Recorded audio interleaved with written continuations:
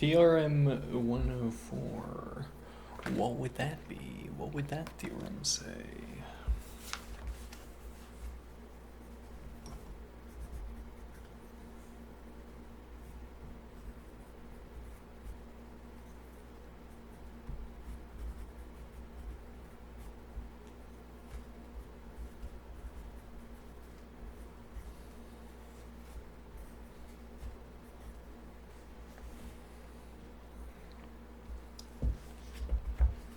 Okay.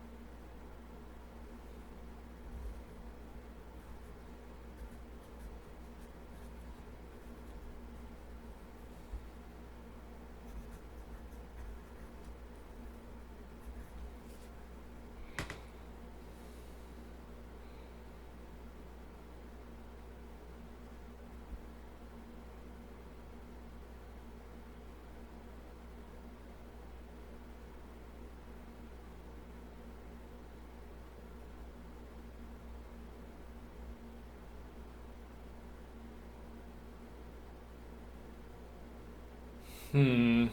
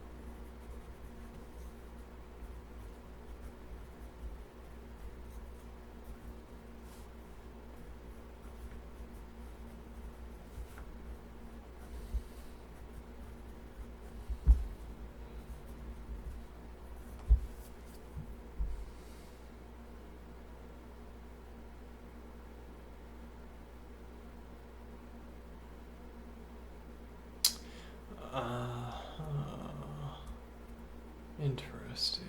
So I think this is not the right routing.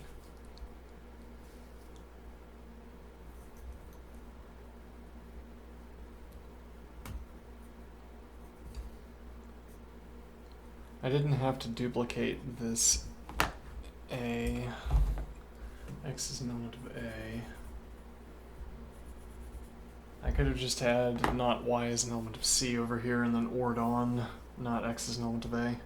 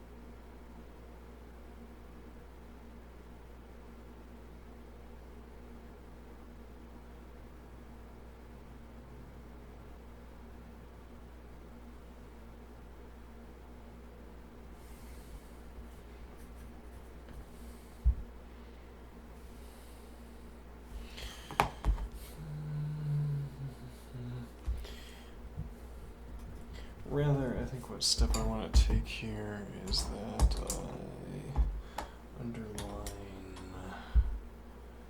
this.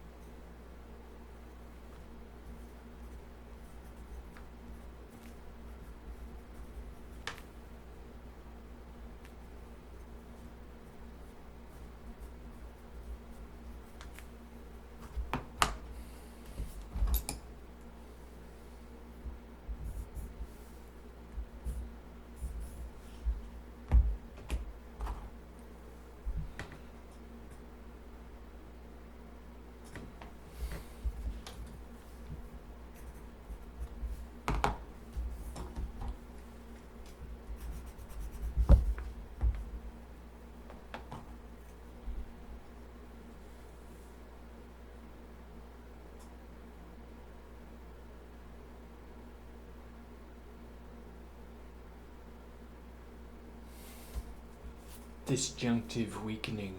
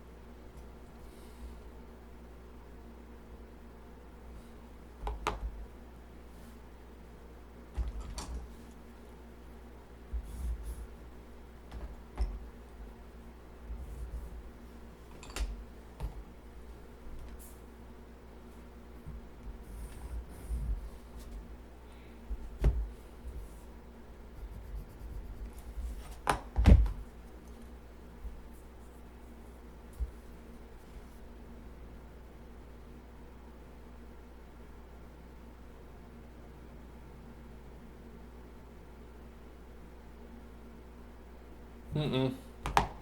Oops.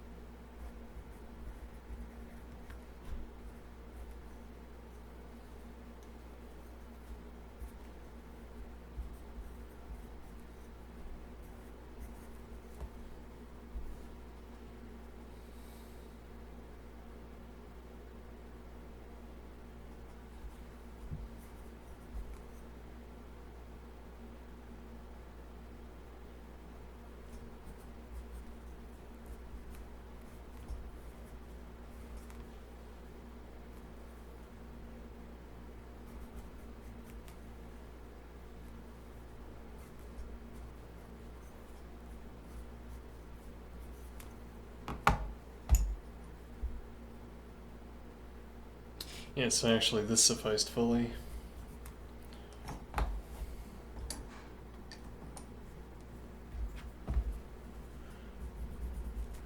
but it also serves this, and okay, so that's done. Alright, there's our proof.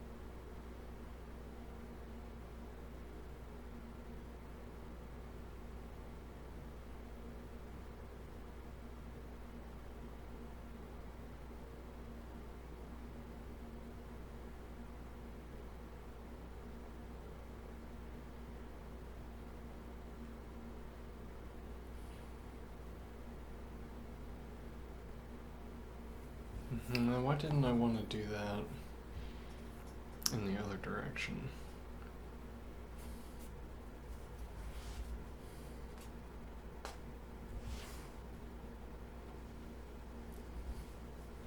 What do I mean?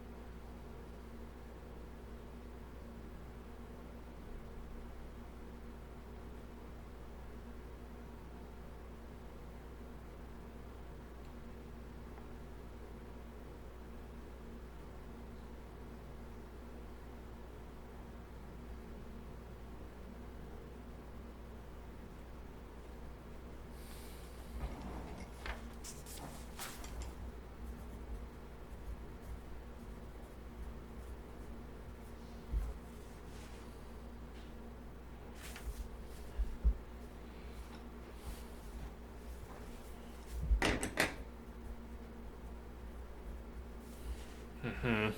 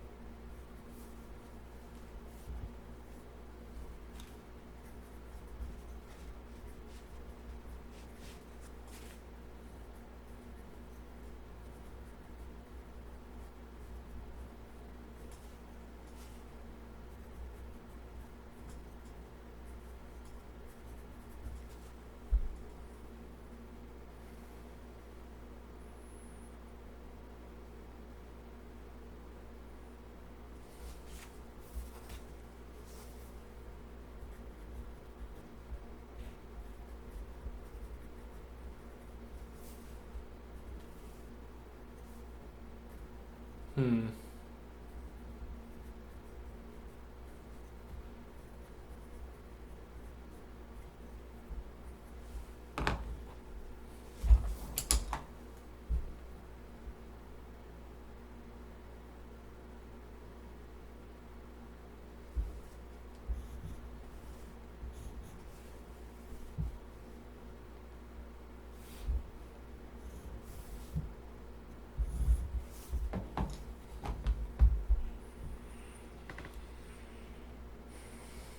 If a comment is entirely local, we won't color it.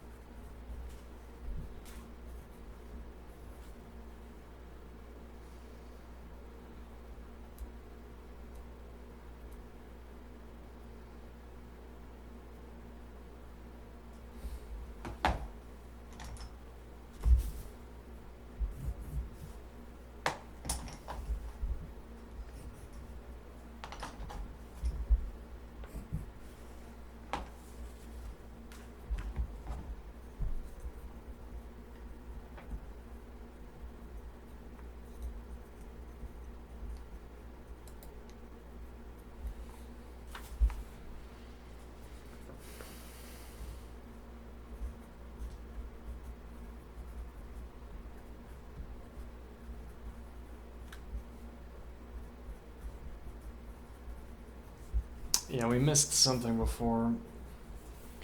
We took some kind of shortcut that we should not have been allowed to take.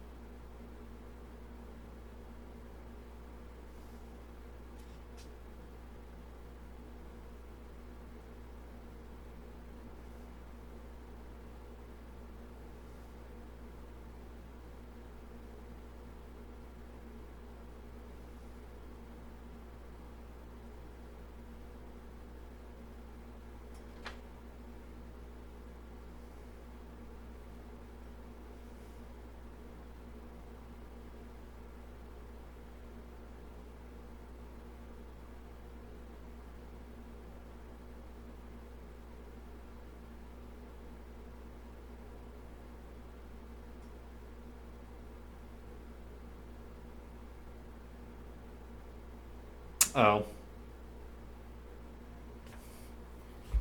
Oops.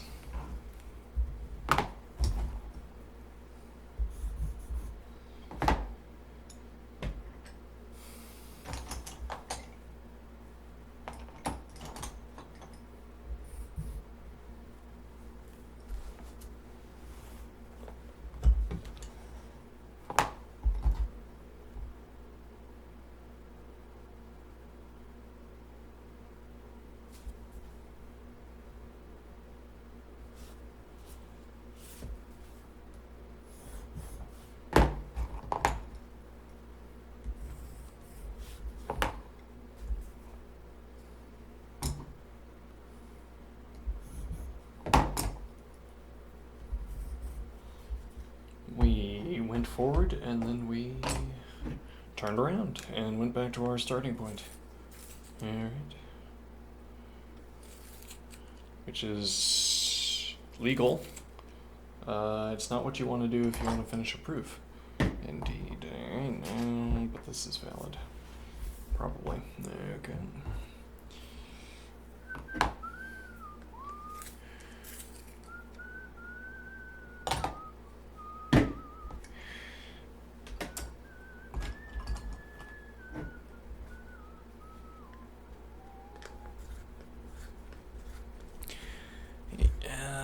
You know, I have to do this pencil sharpening one way or the other. Might as well do it today. Just grind these pencils back into shape.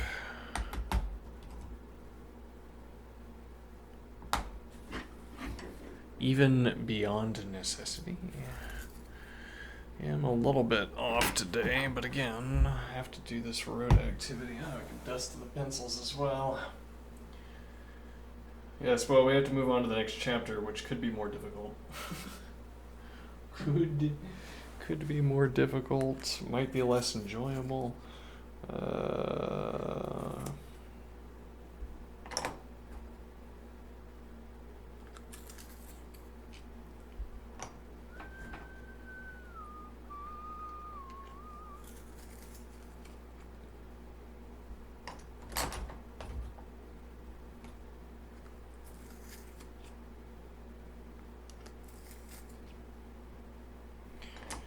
So we could learn Go and start doing LeetCode problems in both LeetCode and Go.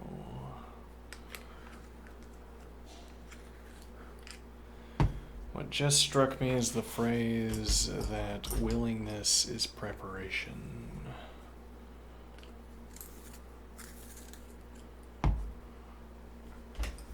Am I willing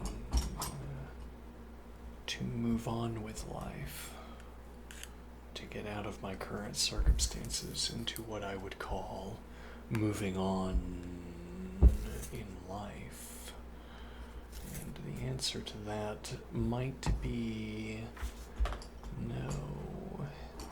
If I were committed, if I were willing, I would be doing what was required. How can you be willing something when you are not doing what you recognize to be required? Well, how shall I say? I say it might not be fastest to pick up Go. Could be, for instance, that I should wait, that I should sit out this round of drafting for programming languages. What would that mean? It would mean that there is as if a generational draft for programming languages. They put out the call, yes, this is the most profitable language. If you want money, this is what you should study. And then students heed the call or not, and then there's a crop of coders, and then the next generation of languages comes along, or it doesn't. That phrase where I say something happens or it doesn't. Yes, P or not P as opposed to neither.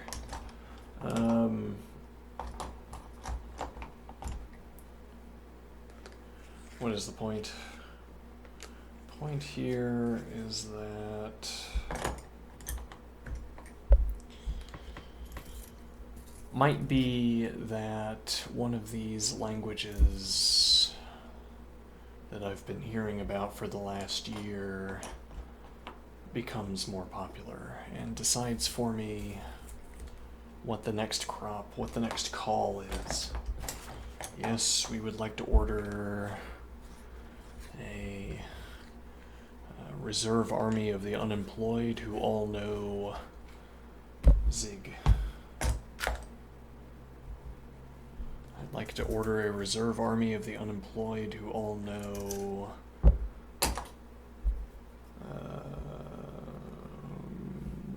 graphics card programming. And then I would need to find myself in that reserve army of the unemployed. To be employed, yes. In that case, we would want to sit until it became evident that one language was becoming preeminent.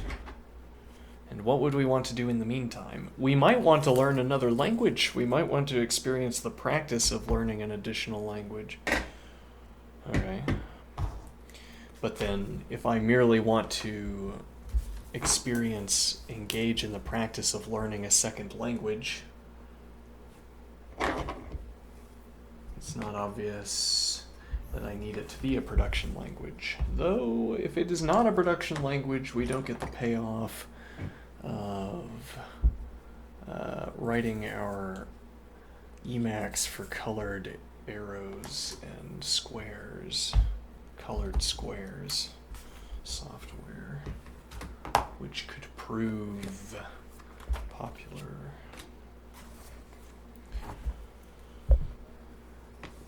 Maybe the big tech giants say, look, here is the language where models work really well with it. All they need is direction, and then that's what you're supposed to learn. Everybody try learning this, and we'll see what happens. And I'll say, okay, are you going to pay me to do it? And they'll say, yeah. I'll say, okay, let's go. Give us simple counterexamples. This is now exercises for this chapter. Give a simple counterexample to show that in general it is not the case that A union B by C not for all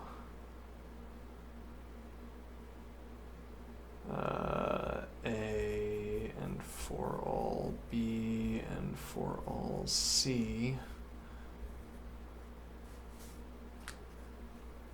A union B by C is equal to A by B union A by C.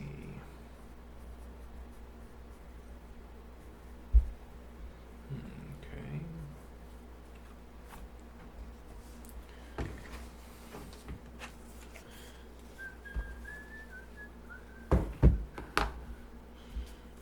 And once we have found the counterexample, is it extendable? I mean, no, that's not what I mean. Once I find a counterexample, we could work through the logic and ask, is the counterexample obvious? Does it fall out of our mechanical practice?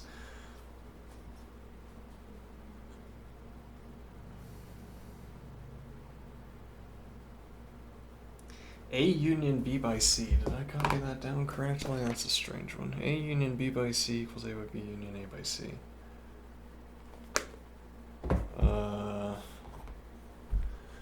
Well, I mean, A equals the empty set. Okay. I don't think we have to have that kind of example, though. I might be wrong here. Let's see. A equals the empty set, then A union B by C is equal to B by C,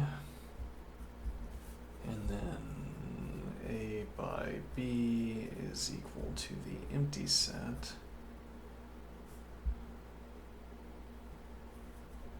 And A by C is equal to the empty set, whence A by B union A by C is equal to the empty set. Suppose that B is equal to the set containing these elements 2, 3, and C is equal to the set containing these elements.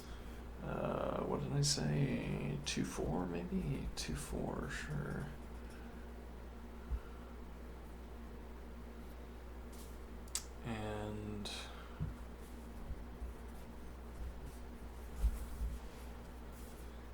A by B union A by C is equal to the empty set, and not B by C is equal to the empty set. Okay.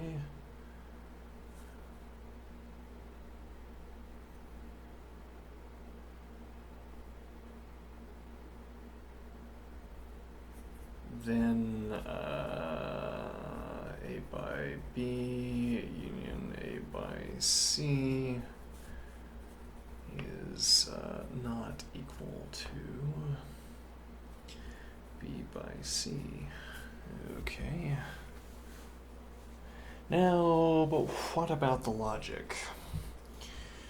The ordered pair X, Y is an element of A union B by C.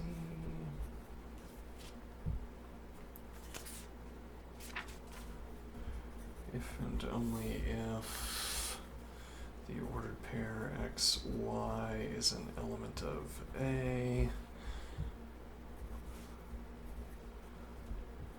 or easy to derive with, or the ordered pair X, Y is an element of B by C. Okay.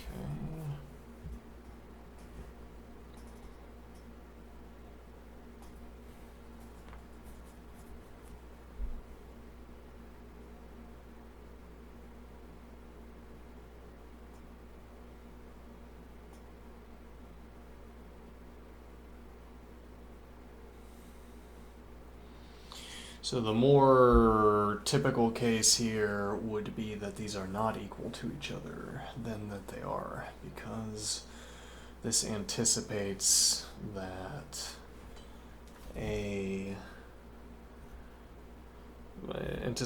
there exists an X and there exists a Y such that the ordered pair X, Y is an element of A. But here I want to say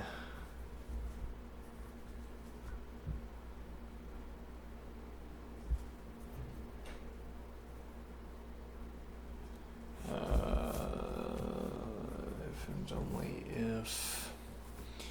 Well, okay, yeah, we could take two cases. Though how we phrase this, I'm not sure.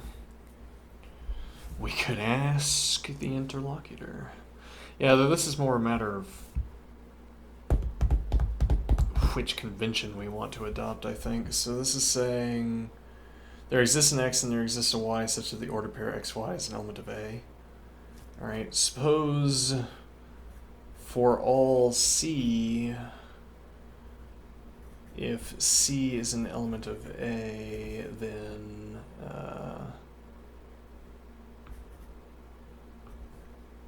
rather that would be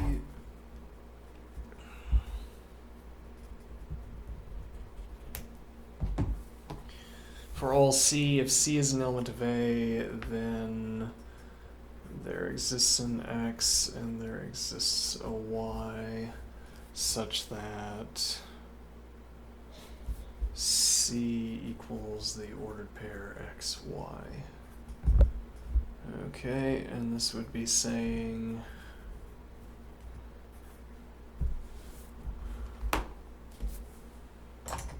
that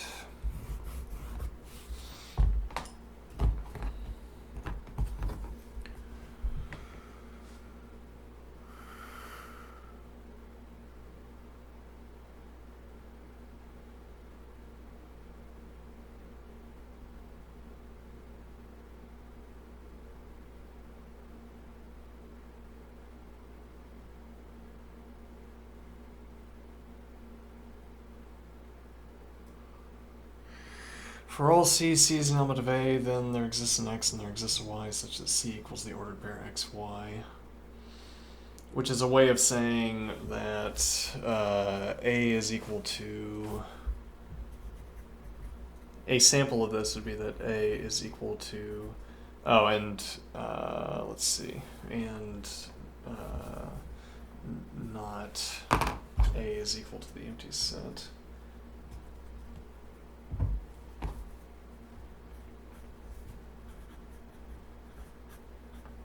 just for just that we don't have the sort of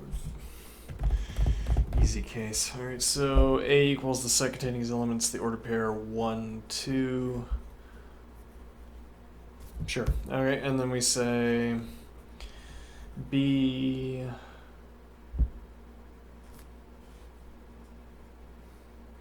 Yeah, I mean, we'd want to say, let's say that B is equal to the set containing its elements 2, 3, as usual, and C is equal to the set containing its elements 2, 4. Though, how do I say that would be a question here. How do we want to have to say that? And this would be like, for all D, if D, we'd want to say lowercase d, though this is not syntactically active. Capitalization of letters is not syntactically active. It doesn't have any syntax meaning.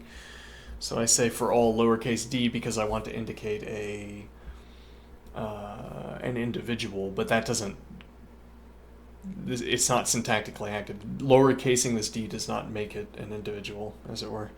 So for all D, D is an element of B, then, yeah, I don't know. I don't know how we would say this. Like, D is an individual. If we wanted to give ourselves that operator, we would have to give ourselves that operator.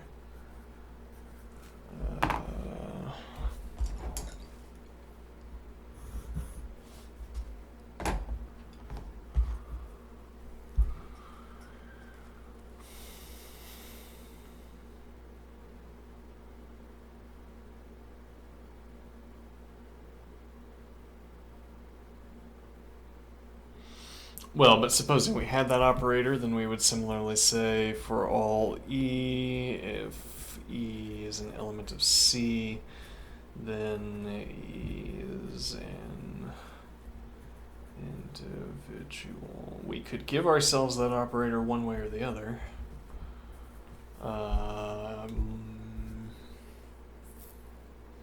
Operators with only one argument. What do we want? Do we want to make a funny symbol?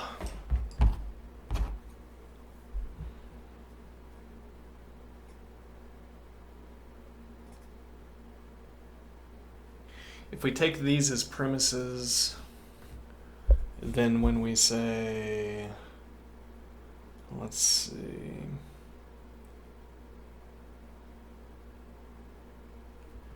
so for all capital D, D is an element of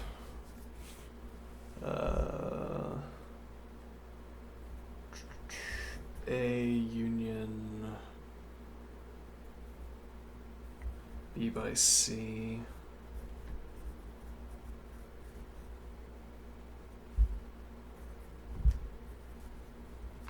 Then there exists an X and there exists a Y.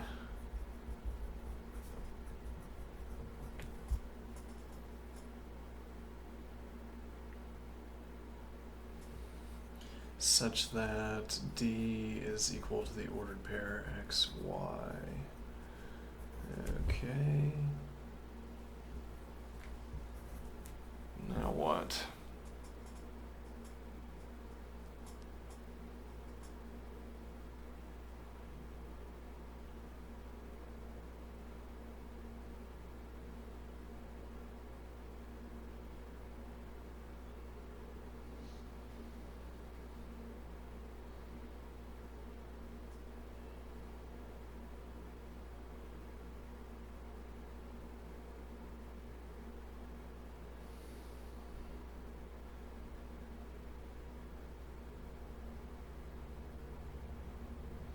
So this tells us the status of the elements for A union B by C. And then the point would be here for all E is an element of A by B union A by C,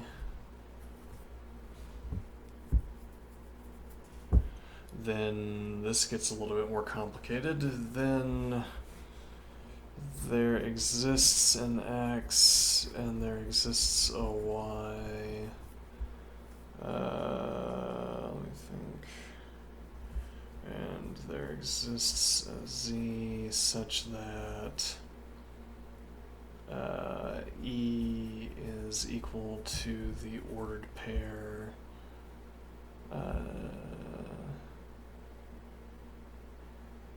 Z comma the ordered pair X, Y.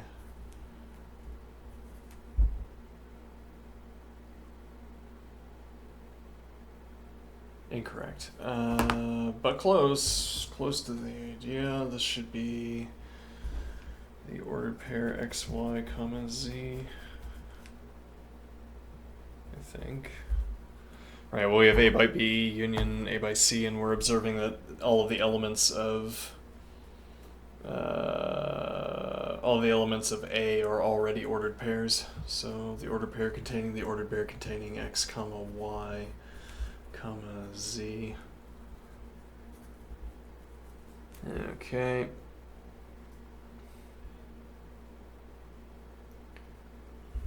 And that would give us a convincing argument that these two sets can't be equal to each other. Or rather, that the only condition under which they are equal to each other is that they both contain only the empty set. Or are the empty set, rather. Okay, but how would we actually prove that? How would we deploy only our standard proof-making technique of derivation to produce that?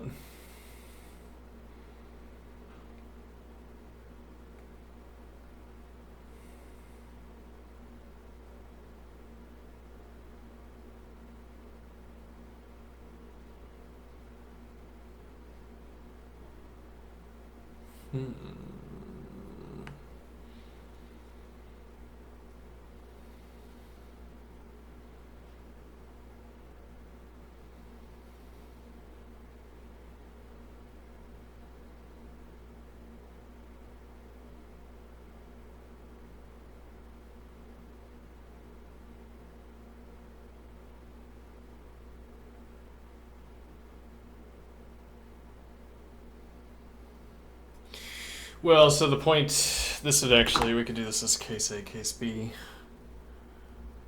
I think here, what was my color scheming for this kind of situation? Well, so the point is that this lines up A with,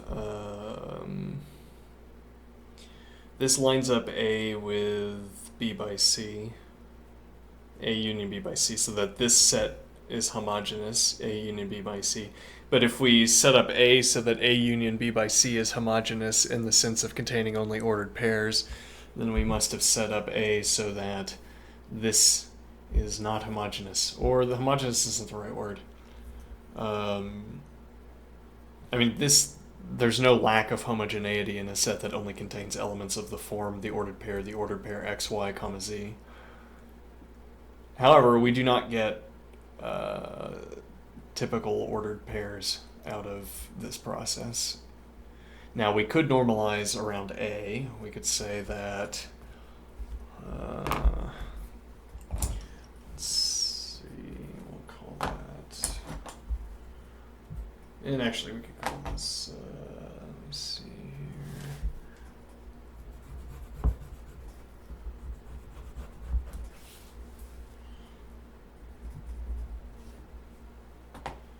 Right, and then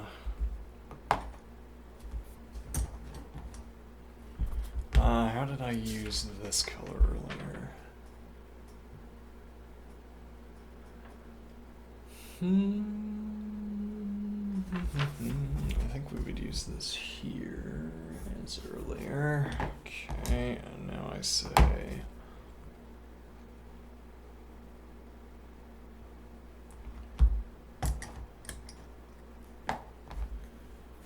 for all f is an element of A, then I guess we would lowercase that in a gesture that we want A to be filled with individuals instead of with, let's see, f is an element of A, then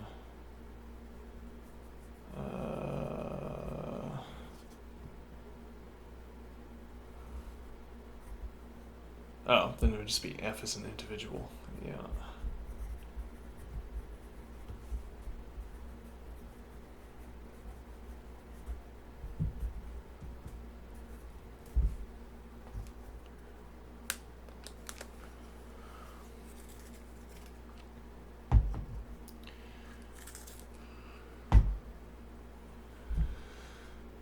Okay, let's see. Now in this case, for all capital F,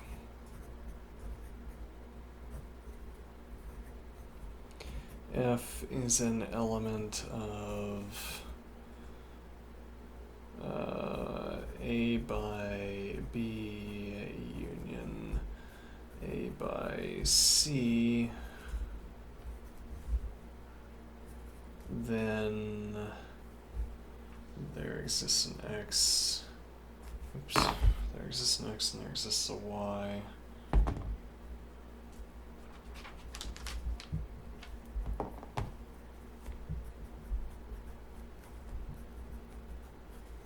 Such that F is equal to the ordered pair XY. Yeah, but though then here we'd also want to say and XY are individuals.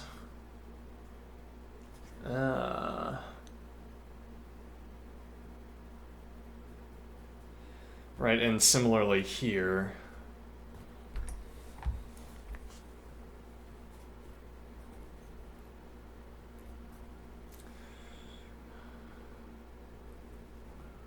You could just do a lowercase I and open parens I of X.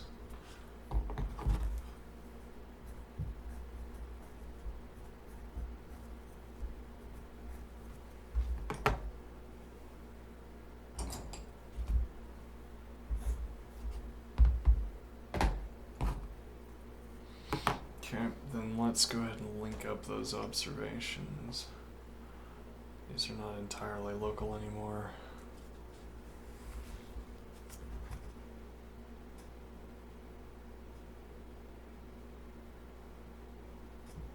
Do I recall what this comment was about incidentally?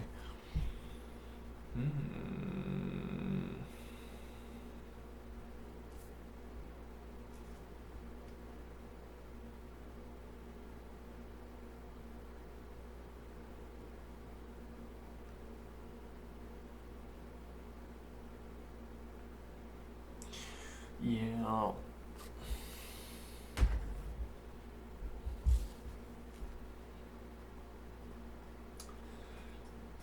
It's a comment on saying and not A by C. What does it mean to say A by B and not A by C? I guess we were noting that we have to have the context provided by. Like this is a kind of binding, or this works in the same way as it were, as a binding. Which is a strange observation, but the idea is that it works in the same way as a binding in that, I like this, if we put the colors below the comment, then they're comment colors. They're all pushed comment colors. Let's see. This expression, the order pair XY, is an element of, is working like a quantifier in the sense that what's inside this brackets only makes sense with this out front. This expression doesn't make any sense by itself.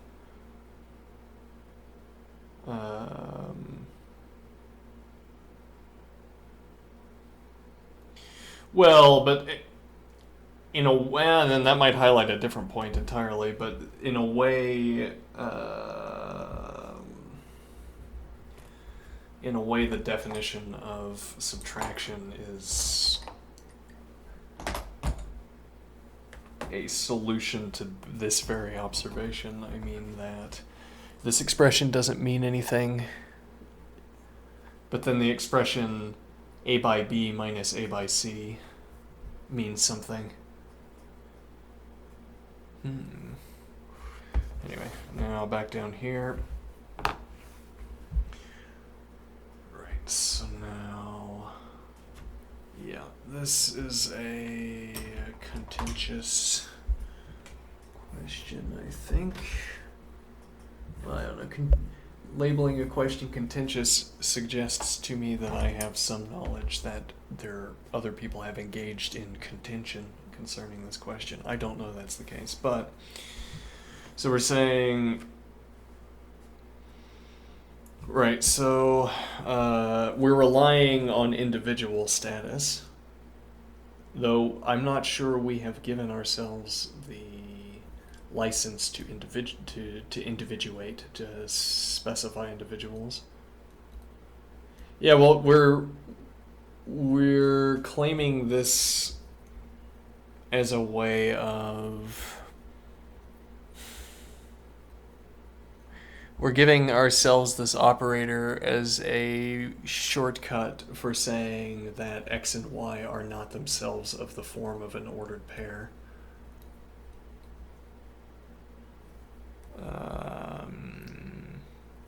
Well, we could say, yeah, I'll take that to the next page. All right, we'll take that to the next page, and I'll think about what that's saying. So for all f is an element of A, then f is an individual. All right. Maybe we just stop doing analysis. Maybe we say, turns out we don't need to do analysis. Why would I? Because I want to read constructive analysis. Yeah, that would be quite something.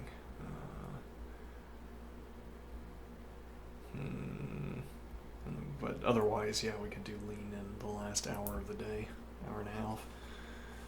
Nah, this is another point where we want to finish the calculus project to stay true to the original intention of the project, though it's so slow. It's so slow to read a calculus book.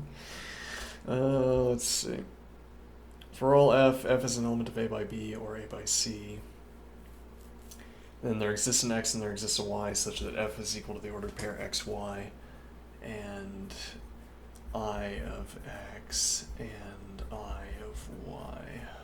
And I'll put this in a comment under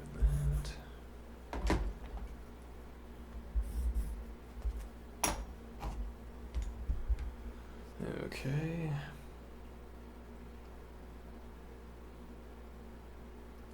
Then what? Let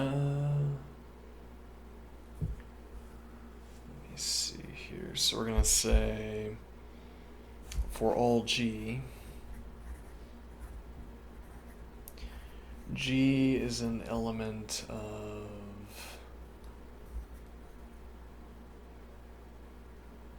alright, so we need to underline this.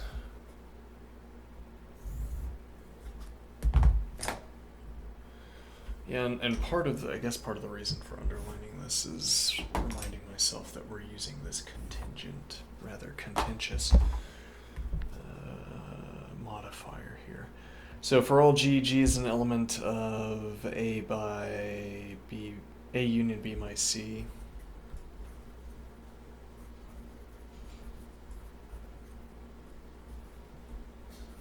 Then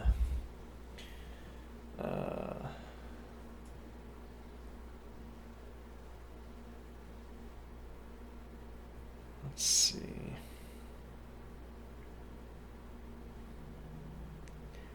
Then G is an individual, or there exists an X and there exists a Y such that G is equal to the ordered pair x, y.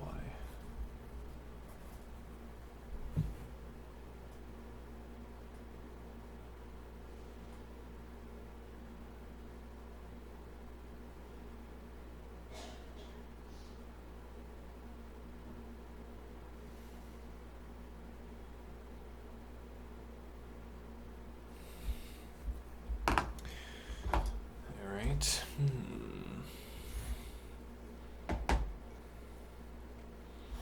Interesting how that has led to a new observation here.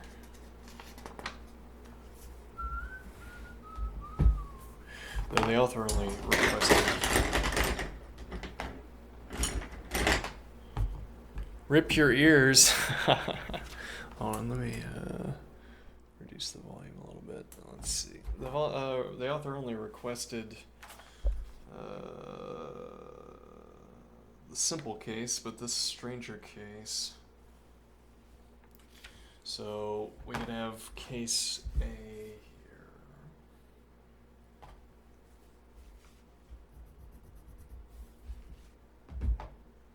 Oh, and this would be, let's nest it.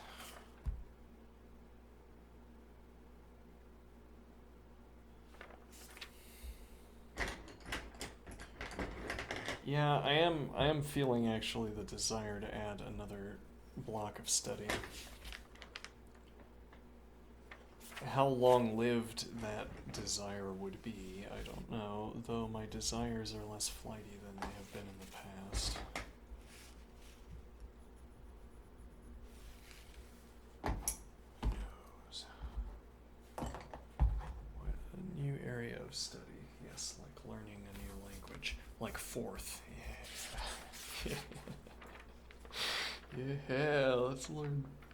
Let's do that. Okay, so this is case A, and we're gonna say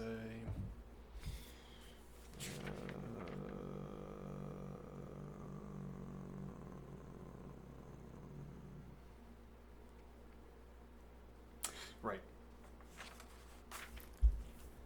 I of x. So let's go back and recall, because we have not yet used it, but this is going to be our first, plausibly our first introduction.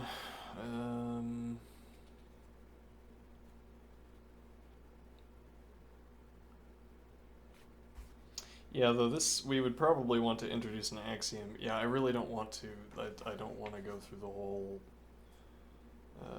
operation of introducing an axiom. I feel like that would be really unpleasant. And I have not yet seen the benefit of going through a great long, confusing, let me see, great long, confusing effort.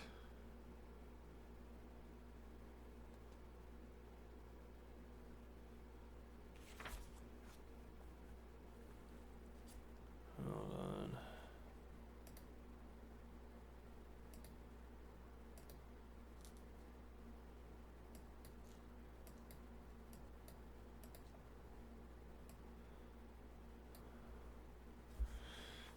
Where's our tau? Tau operator.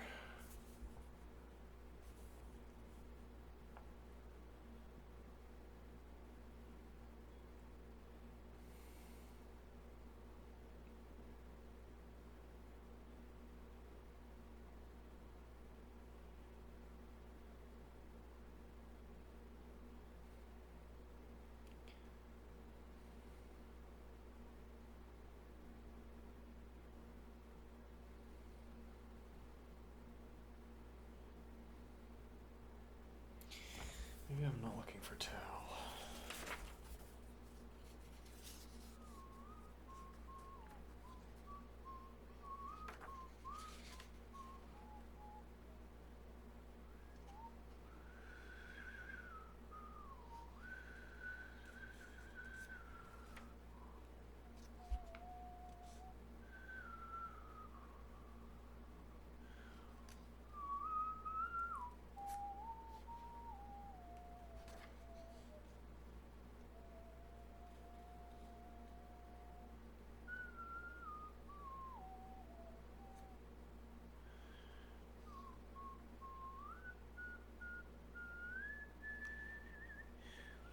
Yeah, I don't know if we're gonna find it. All right, we'll just introduce ourselves with our own rules. All right.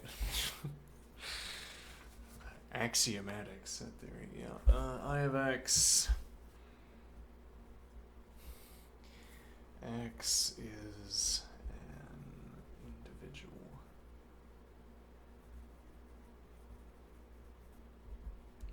All right, that would be case A. Reasonably enough, we introduce this kind of quasi-operator. Okay. Now, the alternative case, I am thinking, is that we say...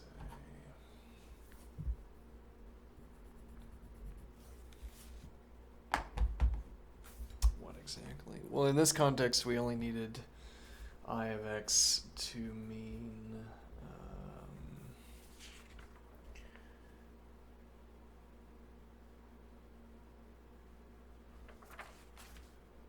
for all y and for all z, not x equals the ordered pair yz. Okay, so there is no ordered pair such that x is equal to that ordered pair, is what I take this to be saying.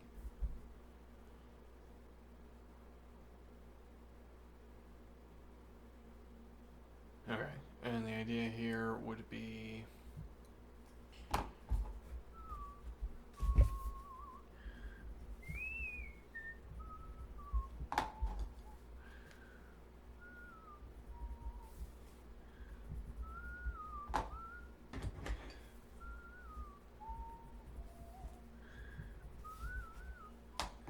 The idea here is saying that, well, we only, so what makes this sort of logically binding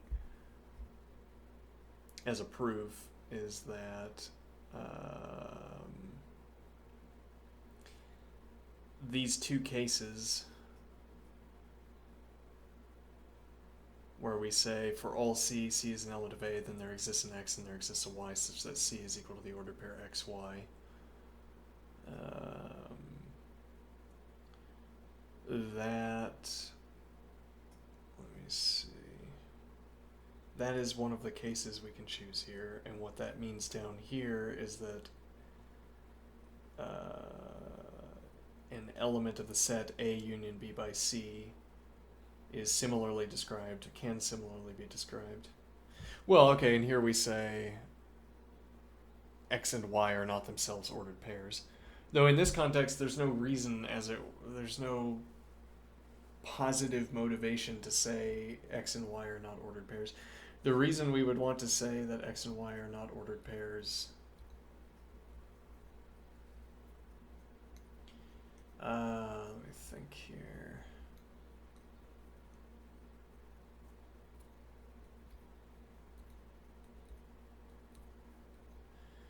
I'm trying to talk about how this is... Right, well in this case, there exists an X, there exists a Y, and there exists a Z. So this is where we have that A contains ordered pairs. For all C, C is an element of A, then C is equal to an ordered pair. Then we have to conclude that if E is an element of A by B union A by C, then E is of this structure, the ordered pair XY comma Z. Okay, but then X here could also be an ordered pair, in which case this would also be of the form an ordered pair comma a non-ordered pair. Or for that matter, all of these letters could be ordered pairs all the way down to the ground, and then there would be no distinguishing them, I suppose. Hence the desire for an individual, an expression that says these are individuals. Okay, or alternatively, in this context, the desire for an expression that says they are not ordered pairs. But again, the problem with this is maybe only a philosophical problem. That saying that doesn't mean anything here. It would mean something. It only means something by intimation, as it were. Well, I mean, the way we'd want this to work is I say... Well, let's take this case. So x, I of x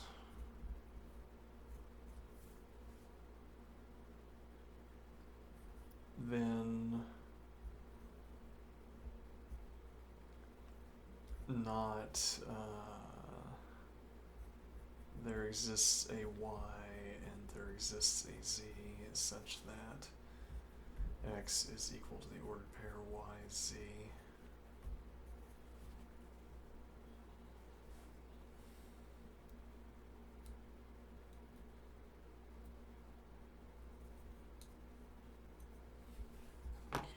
Okay. And the point here, to sharpen the point, quote. Do we want a quote color?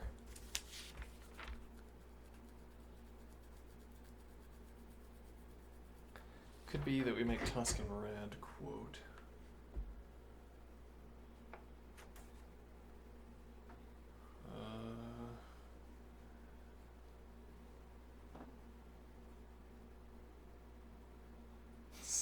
System colors. Yeah. Let's see. Green, blue. Nah, it's not distinct enough.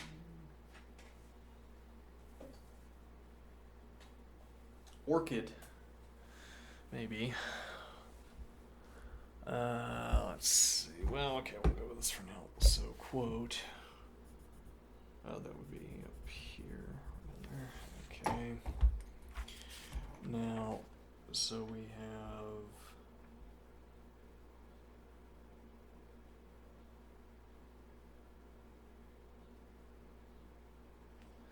so if I had for all E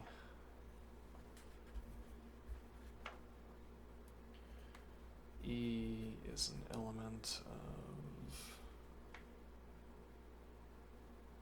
A by B union A by C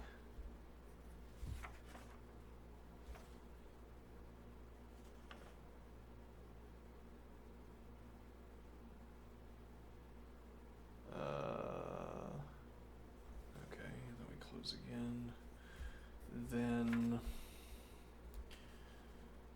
there exists an X, and there exists a Y, and there exists a Z such that E is equal to the ordered pair X, Y, and Z. Okay, and then I say and I of the ordered pair X, Y, and I of Z. Okay, and then I say, wait a minute, that is a contradiction. How is it a contradiction, though? It is a contradiction because yeah, we're currently up to orange. Yeah, alright. That would be a contradiction because we're saying, in this case, I of the ordered pair X, Y is saying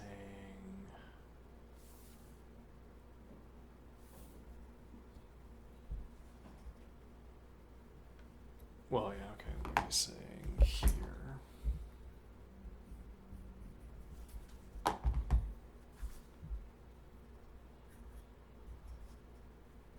Not there exists a Z and there exists the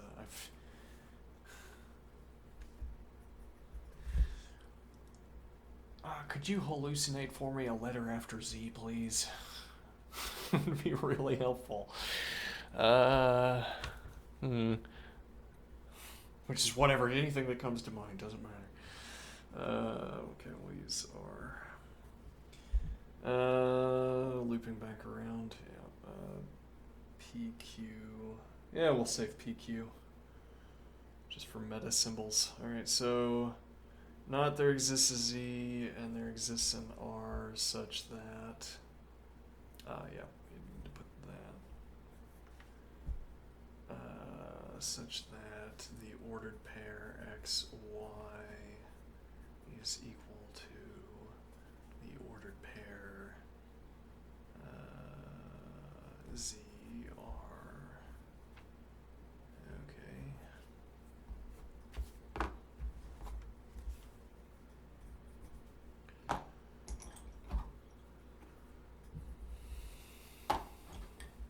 And now this is explicitly a contradiction.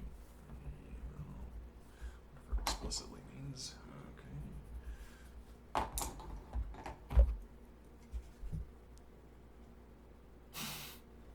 Inline voice is what just the words that just popped through my head. Inline speaking.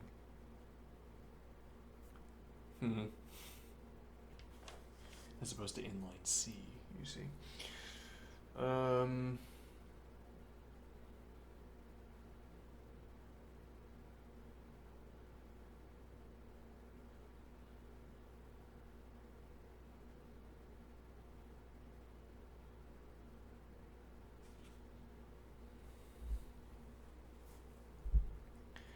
So actually, I think the point here would be that this would be biconditional. That we would treat this as biconditional with saying I of X, whereas this would be a conditional statement.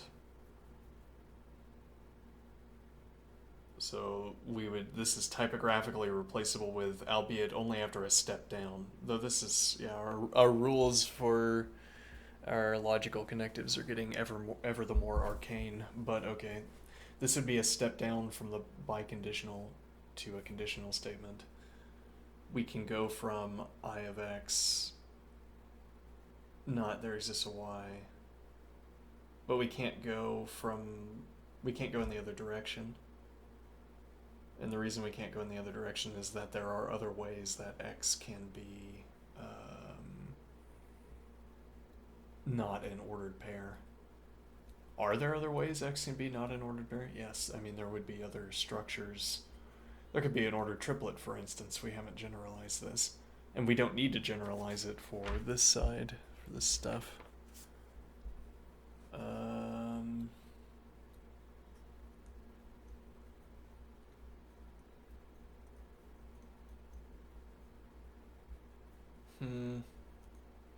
Whereas in this conception, we tailor this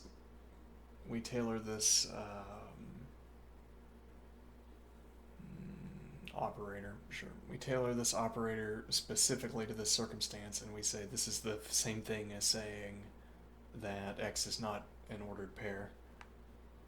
All right, then it would be biconditional. It just wouldn't mean as much, I guess. Well, and the point would be, let's see.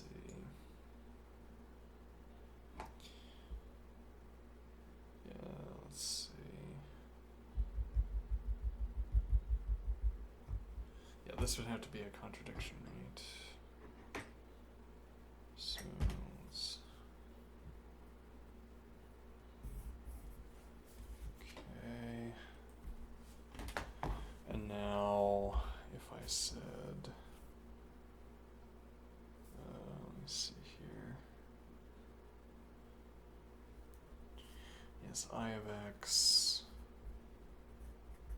From this, it would also be derivable that not there exists an X and there exists a Y and there exists a Z such that.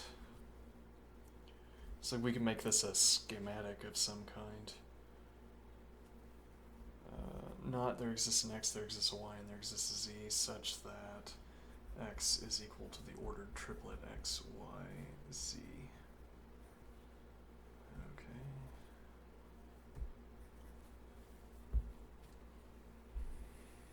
And the immediate and powerful temptation towards higher order expressions.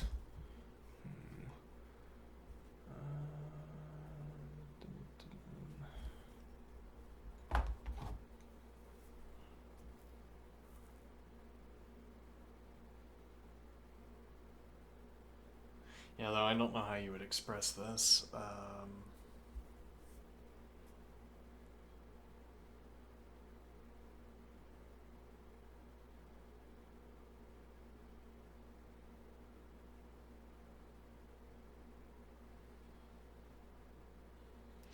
Actually, what about this would make...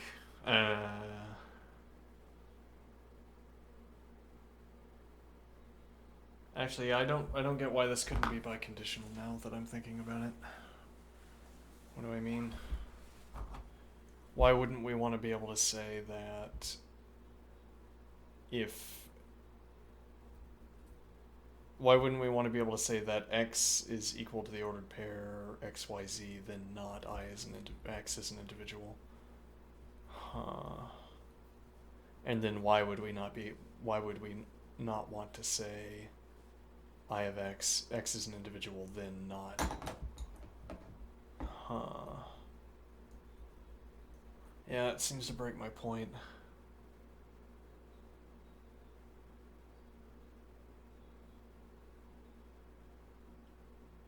Or does that break the grammar of saying if and only if? Does this change what we mean by if and only if?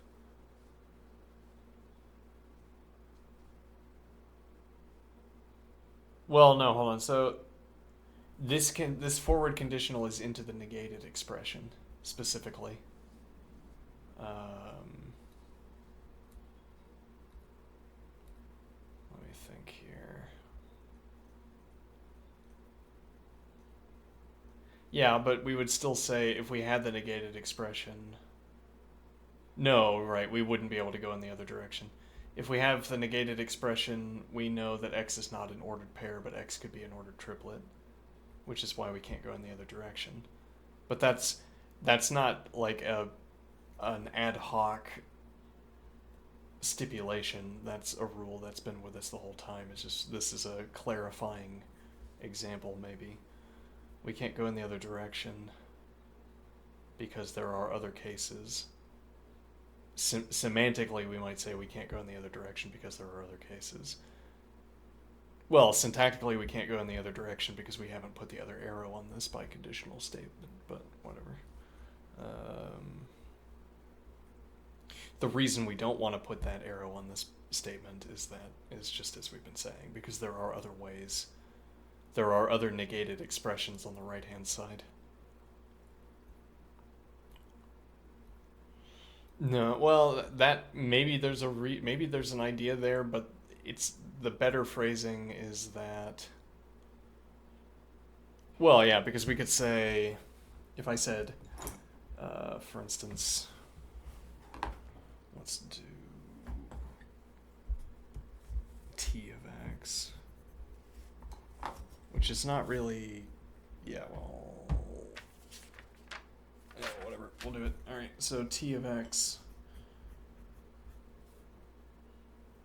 All right, x is an ordered triplet. Okay, with preferably this would be its technical expression. T of x. Yeah, that'd be. There exists an x, there exists a y, and there exists a z such that x is equal to the ordered triplet x, y.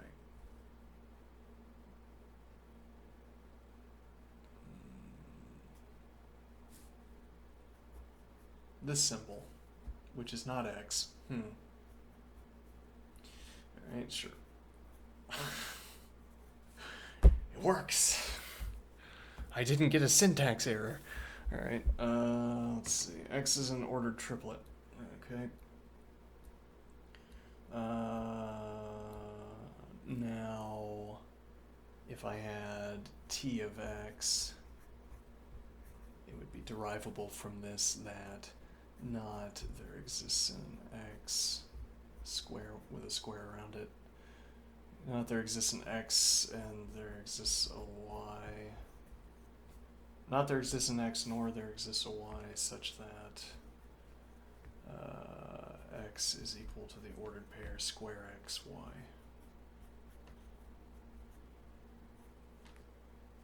It's as simple as that to come up with a new symbol. That's all you gotta do. You make a little square. Alright, now, so this would also be one way.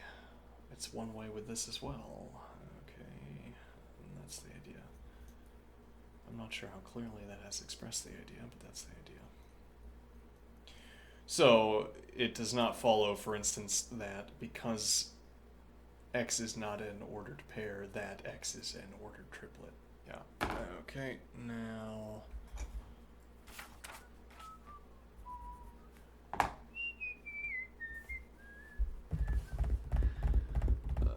me see here.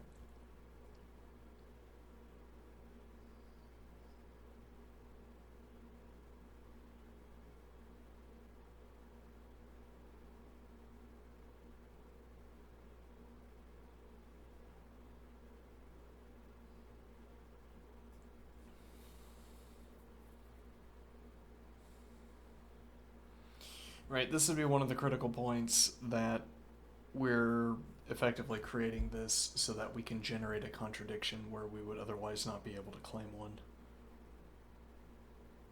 Because there's no contradiction in saying that... let's see. There's no contradiction in saying that an ordered pair of the form and ordered pair in an individual is inconsistent. Well, rather, there's no inconsistency in saying... There's no contradiction in saying the ordered pair containing x, y, and z must be unequal.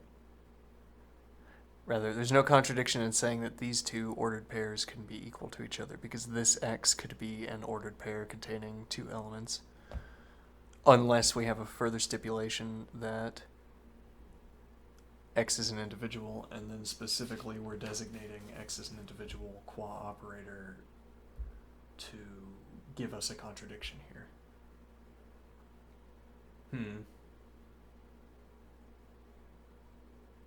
Fascinating. Yeah. What time is it? It's almost time for calculus. We could say it is time for calculus if we so desired.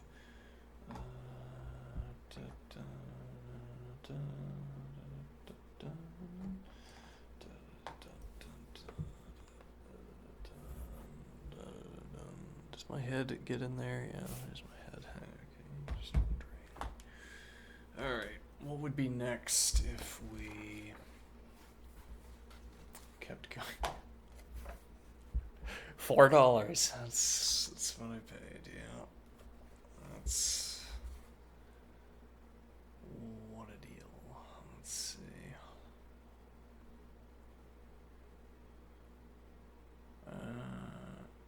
Is the Cartesian product operation associative? If so, prove it. If not, give a counterexample.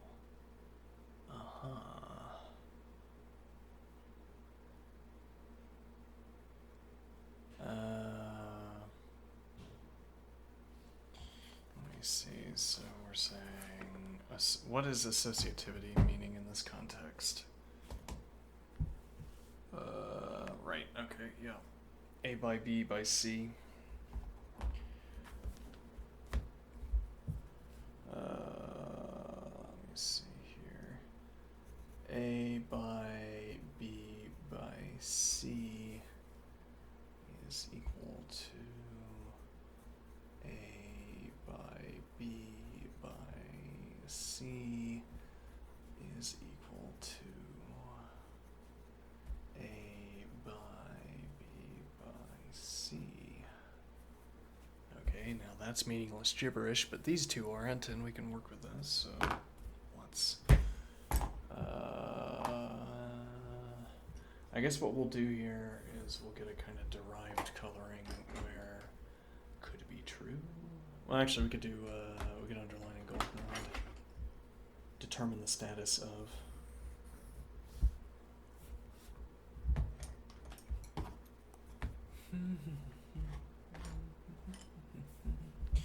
A by B by C equals A by B by C. Alright.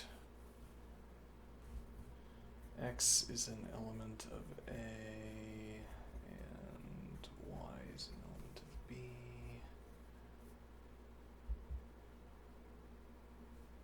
And Z is an element of C. Let me see here. Let's say the ordered pair,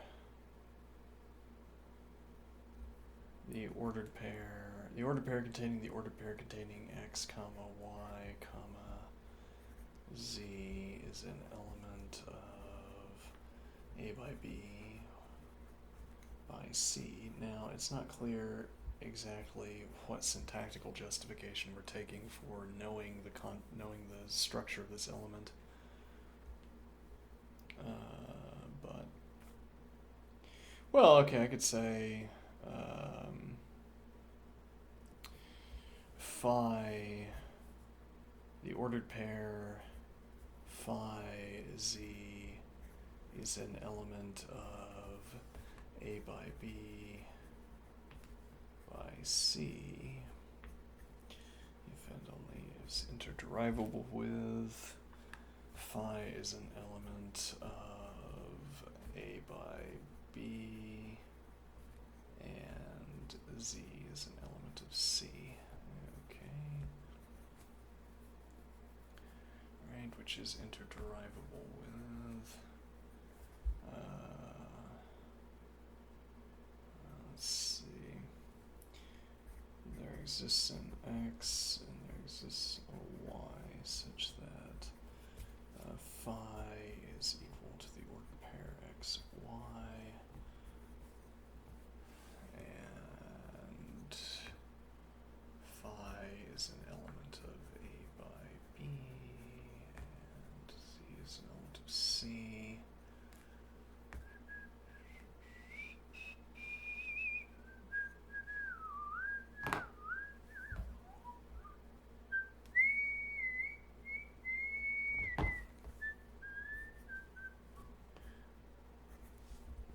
Okay. Which is interderivable with X is an element of A and Y is an element of B and Z is an element of C. Okay.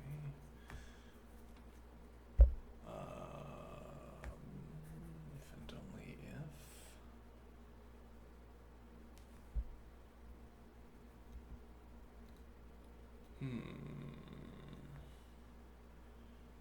The ordered pair. Yeah, this looks like it ends up working, but then it doesn't, right? Because we're saying we have to regroup, but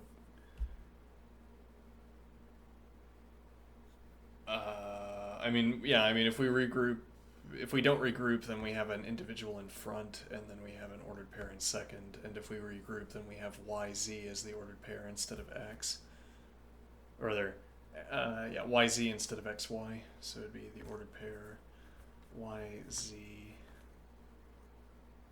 comma, X is an element of A by, rather B by C by A.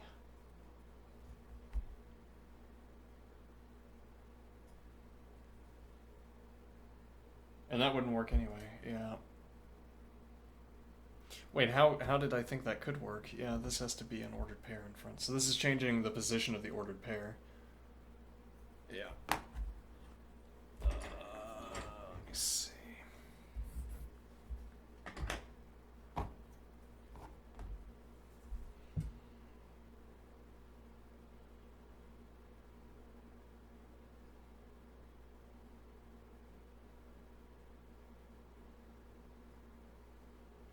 I'm not sure that's a reasonable accounting, actually.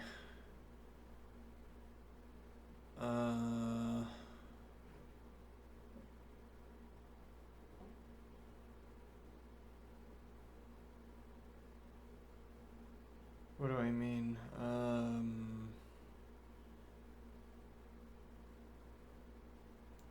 So these ands are commutative. So I could adjust these and expressions into whichever configuration pleases me in order to change the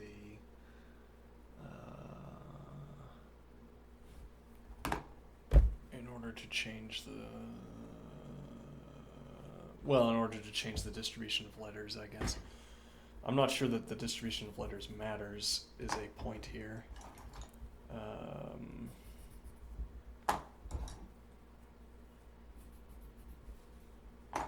Alright, let's see.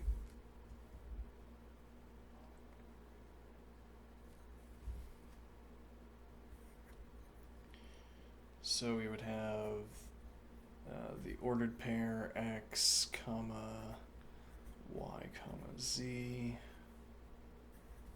Okay.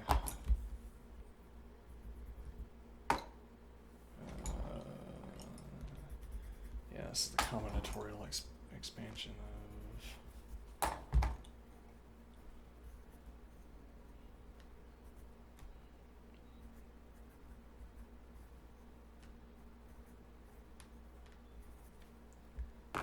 Okay, then here,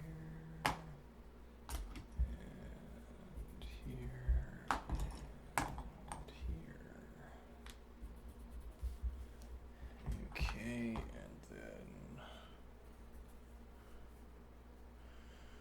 Well, and we could have also the ordered pair x, z, comma, y.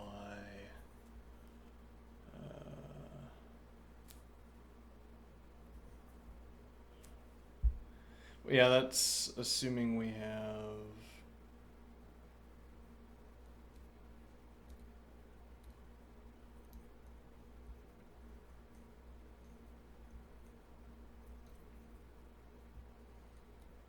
Never mind. Okay, then.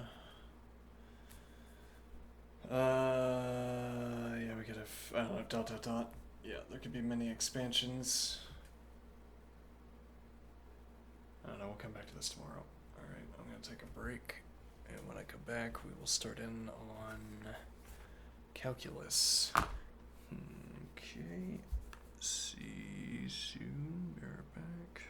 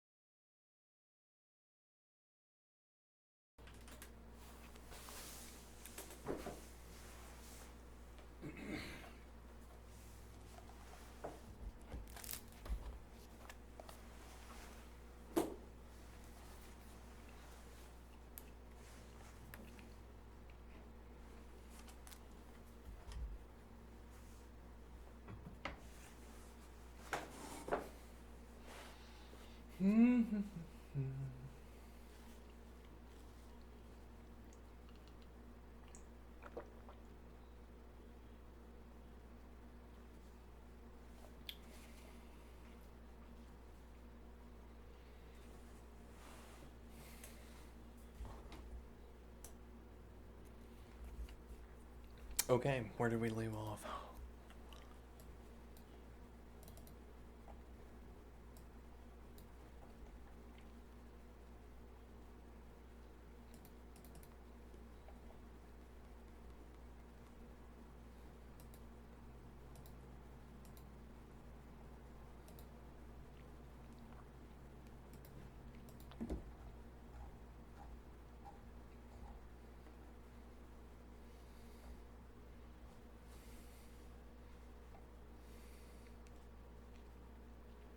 Okay. For the following exercises, use the properties of logarithms to write the expressions as sum, difference, and or product of logarithms.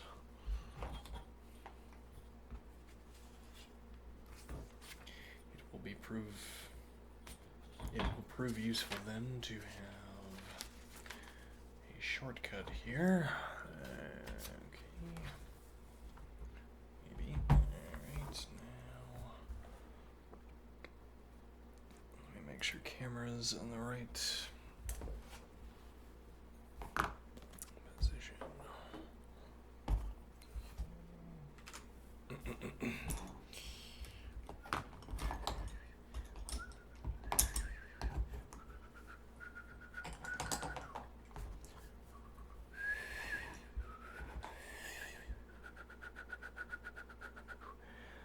Log base 10 of x to the 4 times y. I would say that is ambiguous.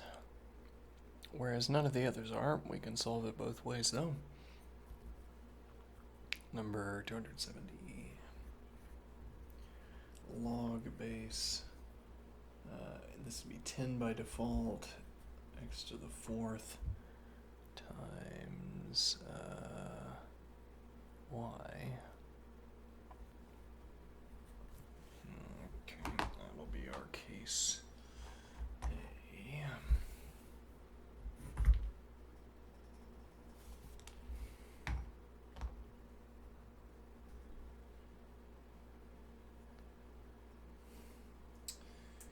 Well, that's why we have a spare.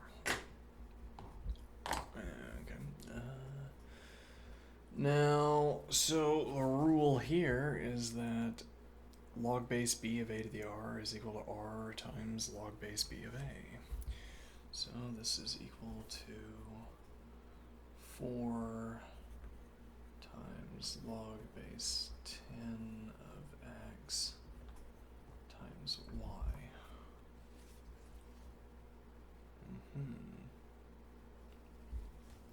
Or alternatively,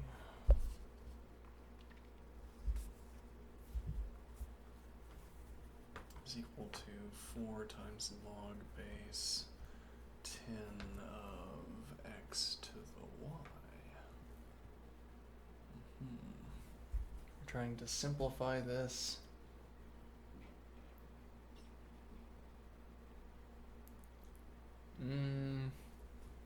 I think I don't know, we can't write this as the product of logarithms because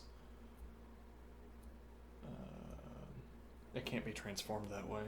So actually, this could be the point here, that this is not ambiguous given the requirements of the puzzle. That's some book logic, but this would be x to the 4th times y. To highlight this point, this is going to be equal to log base 10 of x to the 4 plus log base, I'll just say log base 10 of y, which is equal to 4 if I want to make this transformation. Log base 10 of x plus log base 10 of y. Okay, I'm just going to do it every time. Fine. Okay, now, so this is the sum of logarithms as required by the puzzle statement. Hence, this must have been the correct reading.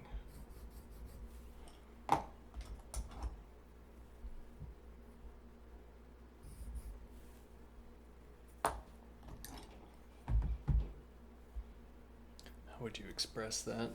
Hmm. Like S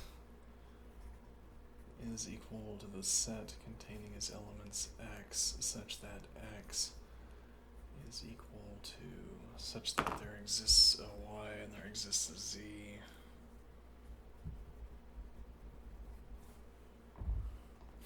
Logic. It's about self-expression. Let's see. There exists a Y and there exists a Z such that X equals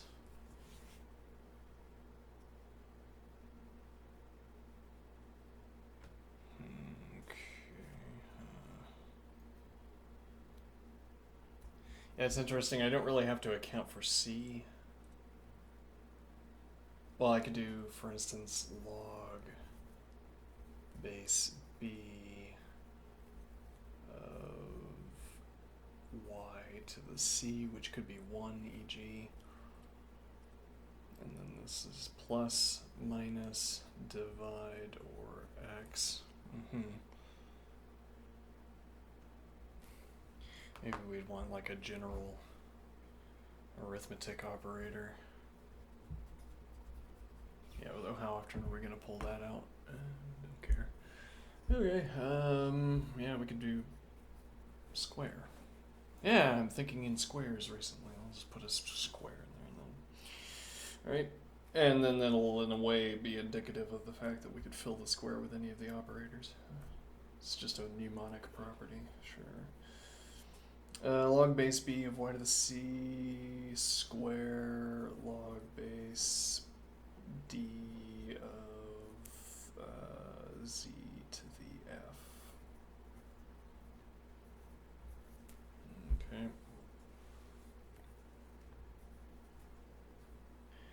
Not for log base 10 of X to the Y is an element of S. Okay.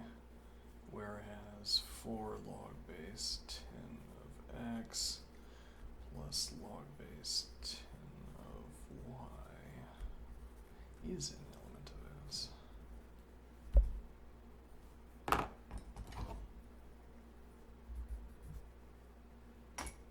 Aha. And this is making our logic more about the structure of the expression. But then doesn't that make sense? What do I mean?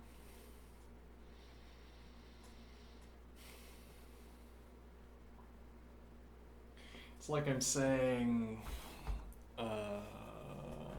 it's like I'd say S is a subset of the reals.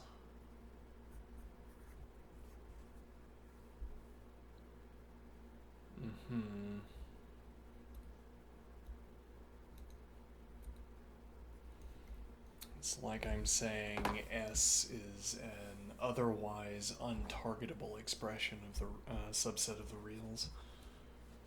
Alright, let's use a little bit of natural language. Just a dash of natural language.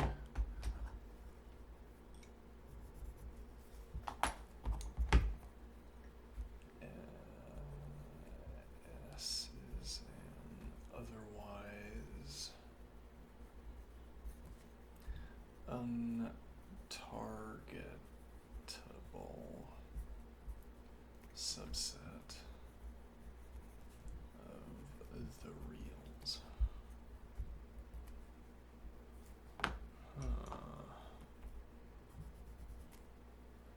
Interesting.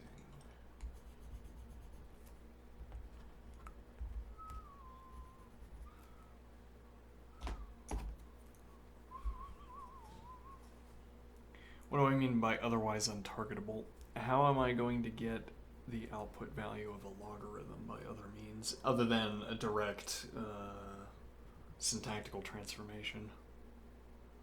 Yeah, well, how are you going to get an integer other than a direct syntactical? Yes, that's my point. I mean that I can't use a logarithm, except for a few special cases. I can't use logarithms to target integers.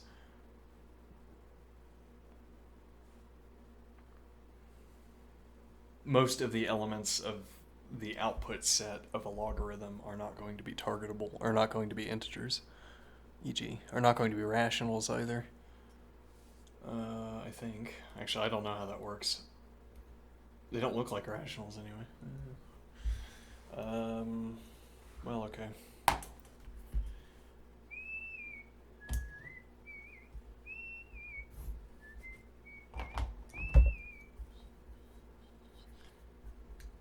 $271 log base 3 of 9 times a cubed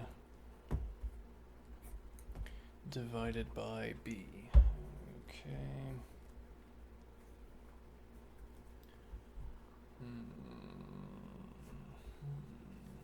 Is equal to log base 3 of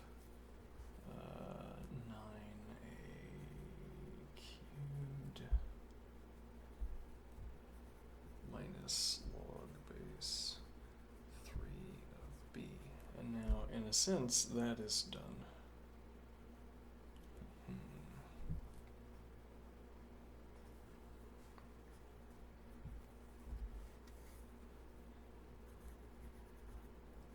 Log base 3 of a cubed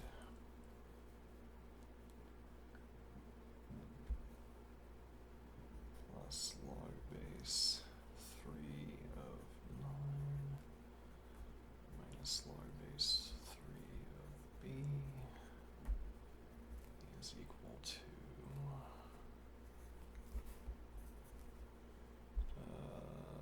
3 times the log base 3 of a plus 2 minus log base 3 of b.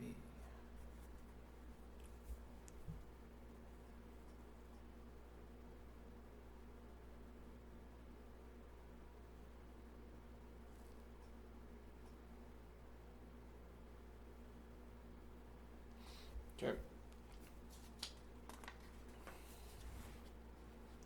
Maybe I don't need a bookmark for rules. Maybe I have absorbed them. 272, the natural log of a cube root b.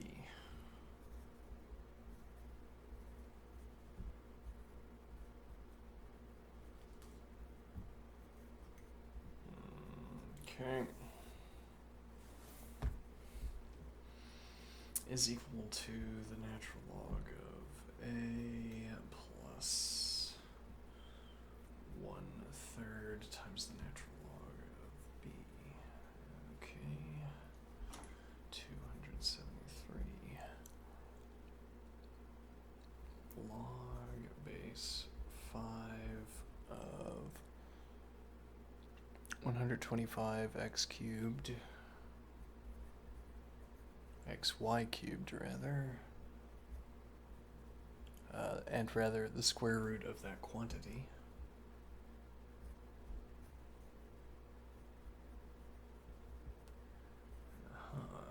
Is equal to 1/2 times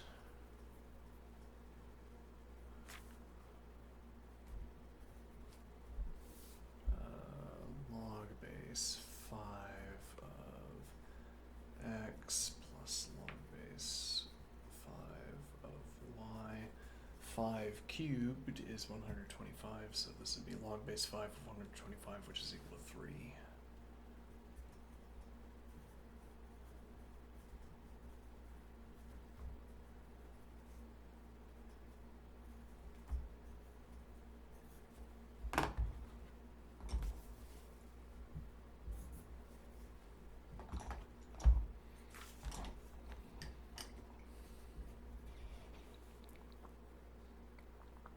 $274 log base 4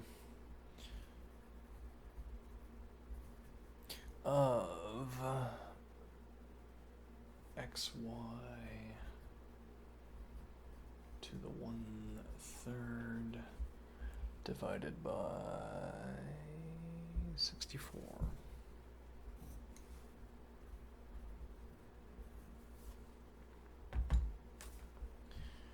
is equal to log base 4 of x plus log base 1/3. Oh, hold on. We can salvage this. Let's see, log base 4 of y. This in brackets, and then this is 1/3.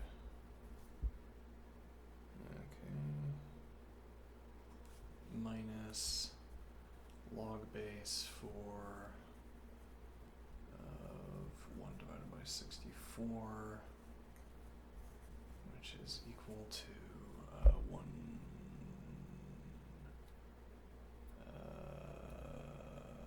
which is equal to negative 2, no, 3. Yep, negative 3, okay. And these negations would cancel out, which I will note.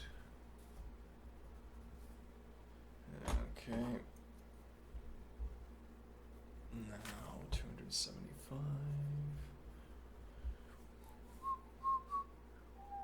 Natural log of 6 divided by root e cubed.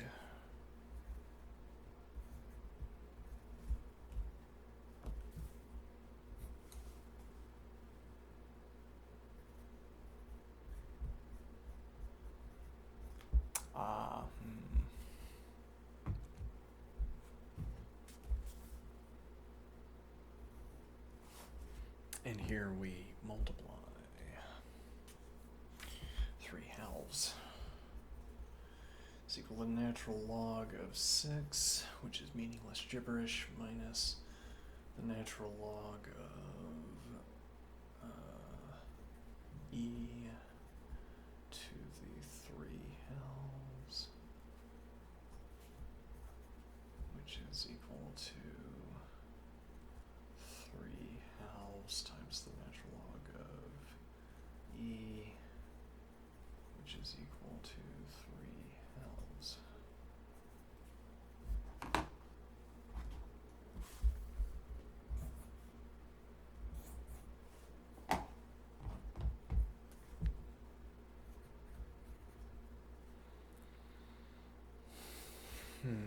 Okay.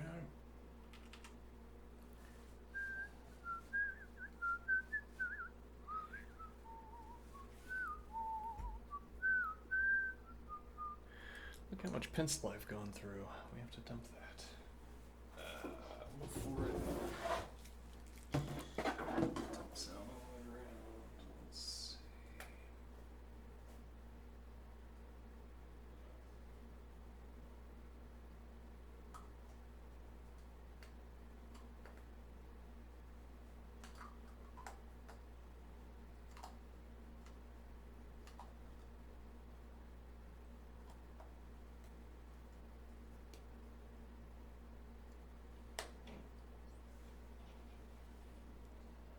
The case of my pencil sharpener is cracked. Not unusably so, but you know,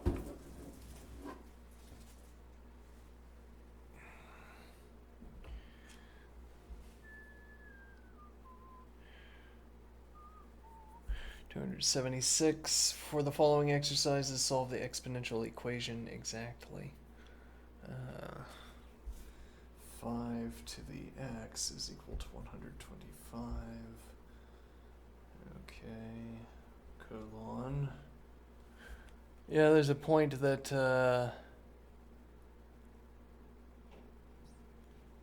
never mind. Okay, let's see. So if I take log base 5 of 5 to the x is equal to log base 5 of 125, then that tells me that x x is equal to 3.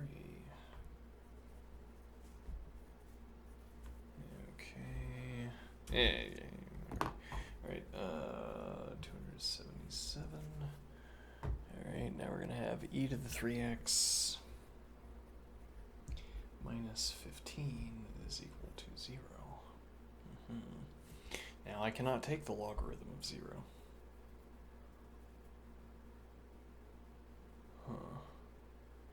What I can do is say, let me see.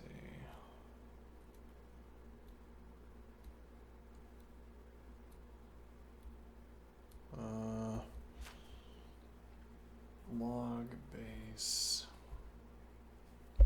e. Yeah, whatever. Log base e of e to the 3x. That should be bracket. You only have to get the style guide down once, and you reap the benefits. Though if you're studying 10 style guides at the same time, you might wonder, where is the content? Is equal to the natural log of 15, which is meaningless gibberish. Now, if I say, this gives me 3x is equal to the natural log of 15. Okay. And well, dividing both sides by 3 yields an x value that is exact. Well, it yields an expression that can be calculated anyway into an exact value for x. But what if we insisted on going further? Let's see. Well, we want to do the log base 15 idea.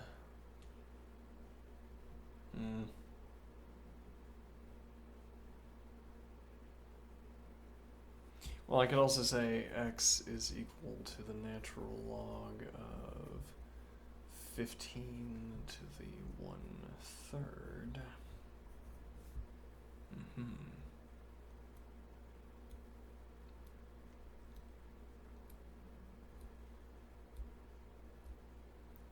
And to continue this, we would say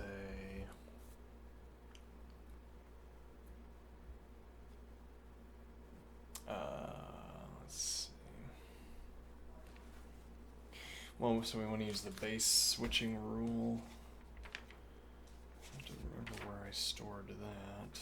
Let's see.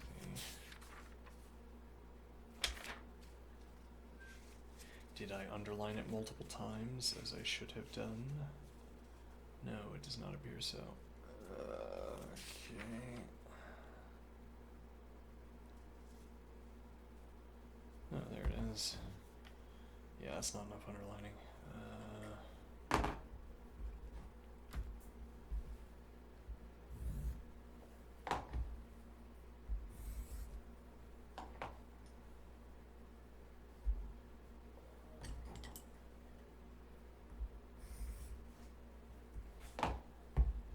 Maybe enough, I don't know. Yeah, okay. Now we're gonna say log base a of x is equal to log base b of x divided by log base b of a.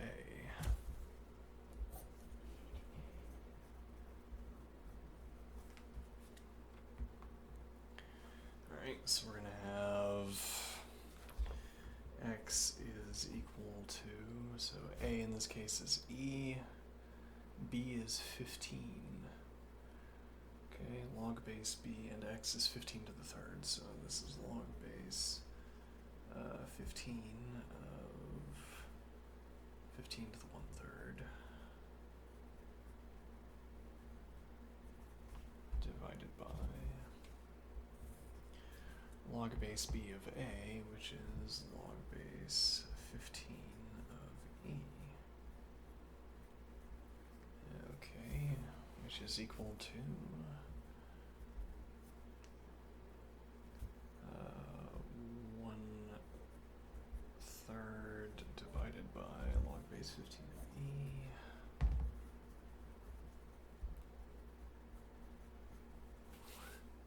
Is this now a more convenient mode of representation? No, it's much worse. Let's see.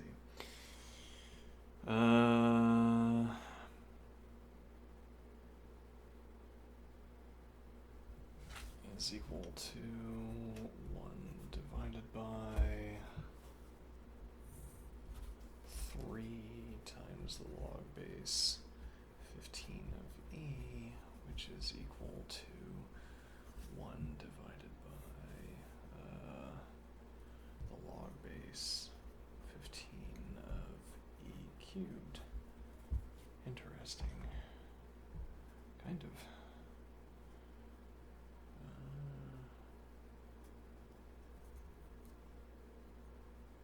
Is there anything to be done with that equivalence? No, I don't think so. Okay, we will proceed base.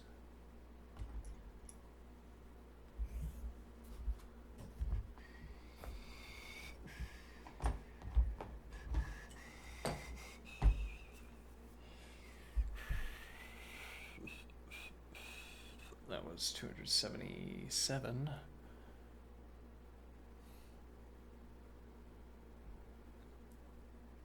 278, 8 to the x equals 4. Right.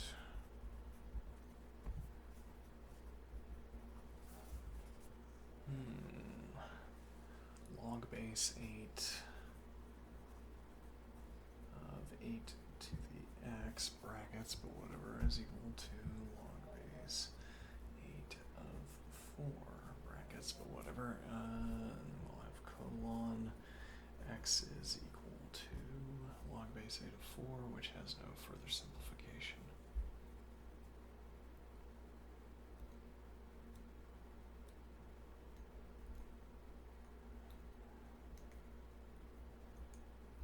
Actually, we could call this log base 8 of 2 times 2 times 2, which is equal to log base 8 of 2 plus log base 8 of 2. And that would be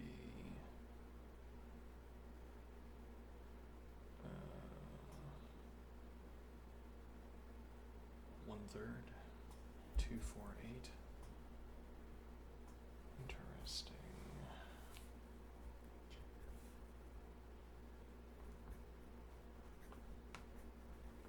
Which is equal to 2/3. I don't believe it. Let's find out.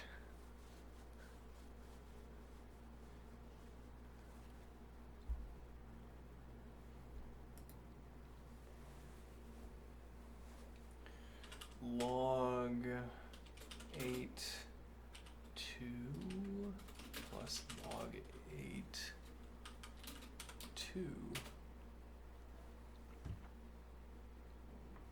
Okay, that is not what I wanted to type in. Let's try that again. Log 8 2 plus log 8 2. That's correct enough. Now log base 8 of 4. Oh, look at that. I was correct. Well, look there real quick. Where my mouse is. Easy game. All right, now we go back. Okay.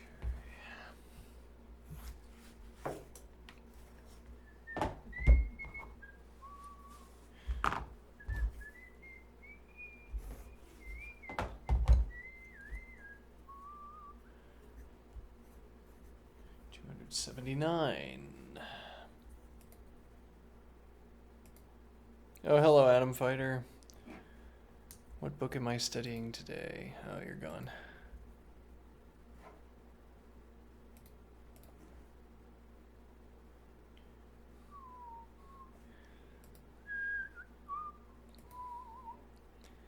Had my chat open all day. Oh well. Well, no, not all day, but much of the day. 279.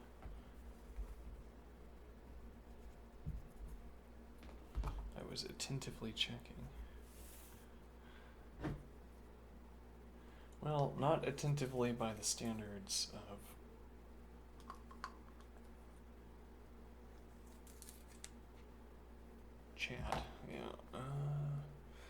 The wholly reasonable standards of chat.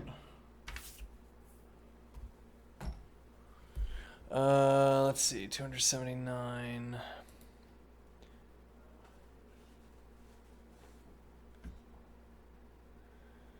4 to the x plus 1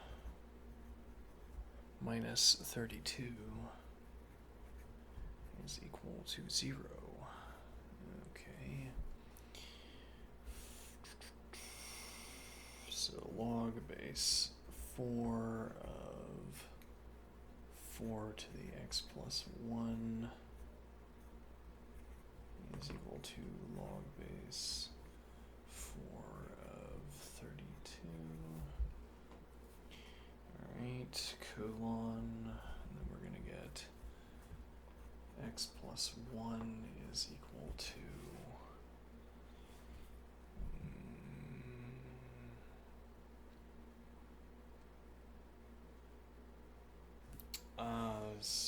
we could do the same thing here, right? Is equal to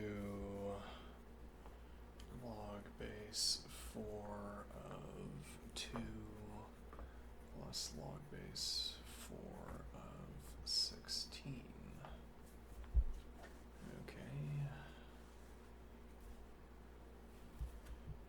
X plus 1 is equal to 1/2 plus 2, which is equal to 4/2, 5/2, and consequently x is equal to 3/2. All right.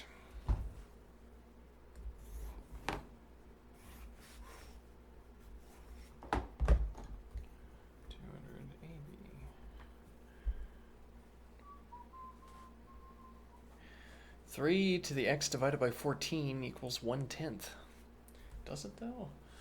3 to the x divided by 14 is equal to 1/10.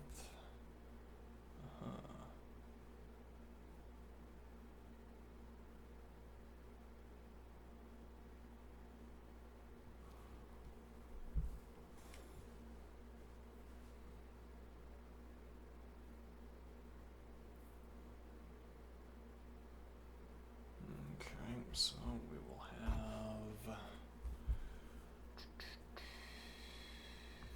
x divided by 14 is equal to log base 3 of 1 divided by 10. Okay, and then x is equal to log base 3 of 1 divided by 10 raised to the 14th, which has an answer, and I am not going to calculate it. All right.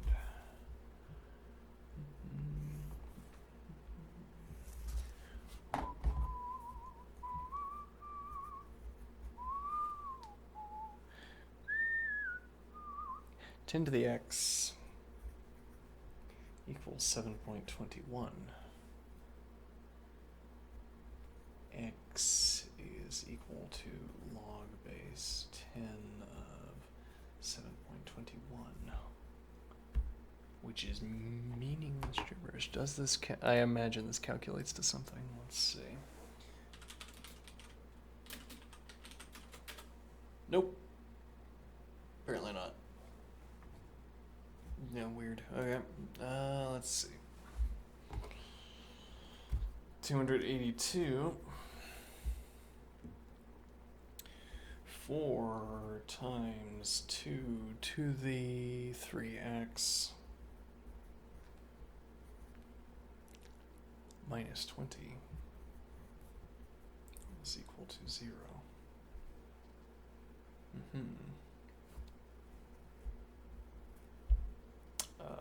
2 to the 3x is equal to 5. Okay. 3x base 2 of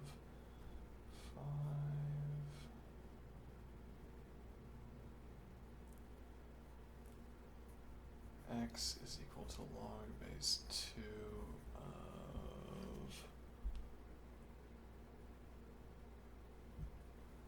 5 to the 1/3.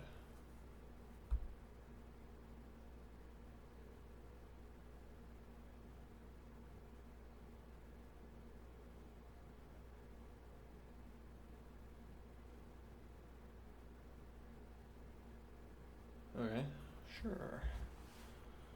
283.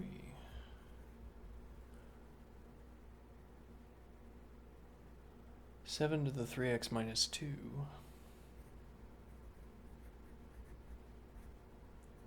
is equal to 11. Okay. 3x minus 2 is equal to log base 7 of 11. Alright, so this is going to be, I add over 3x is equal to log base 7 of 22. Okay. X is equal to log base 7 of 22 raised to the 1/3. Okay, 284. For the following exercises, solve the logarithmic equation exactly, if possible. Wait a minute, I might have missed something earlier.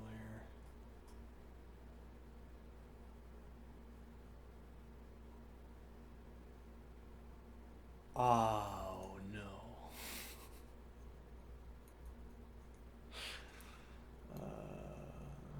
This would be the log base 4 to the x plus 1 minus 32 of 1.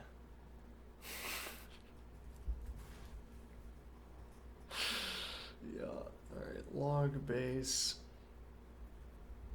4 to the x plus 1 minus 32 of 1 equals 0. Let me think.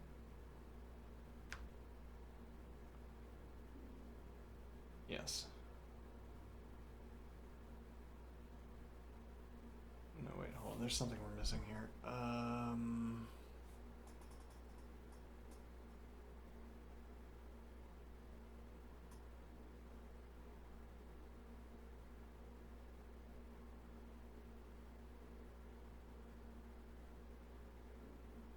Yeah, we would already need the log expression because we can't take the log of both sides. As funny as that would be, though, it's incorrect. It's only funny if it's correct. Yeah, let's see. Log base 3 of x is equal to 0. Alright. And that is legal. That's what made me think of that.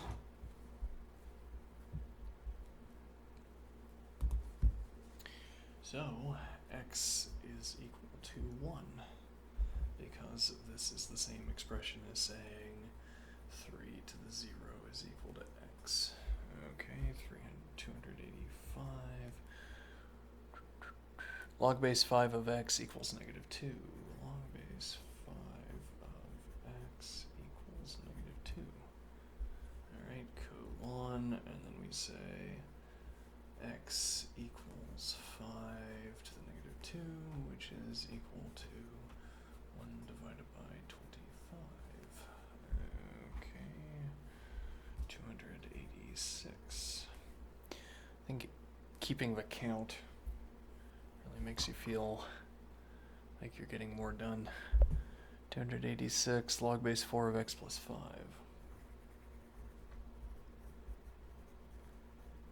is equal to 0. 4 to the 0 is equal to x plus 5.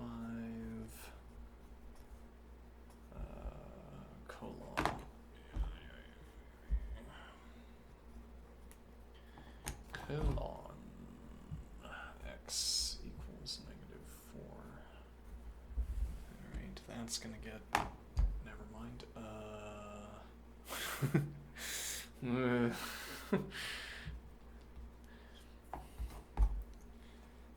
Again, the analogy of, or the narrative of calculating projectile trajectories.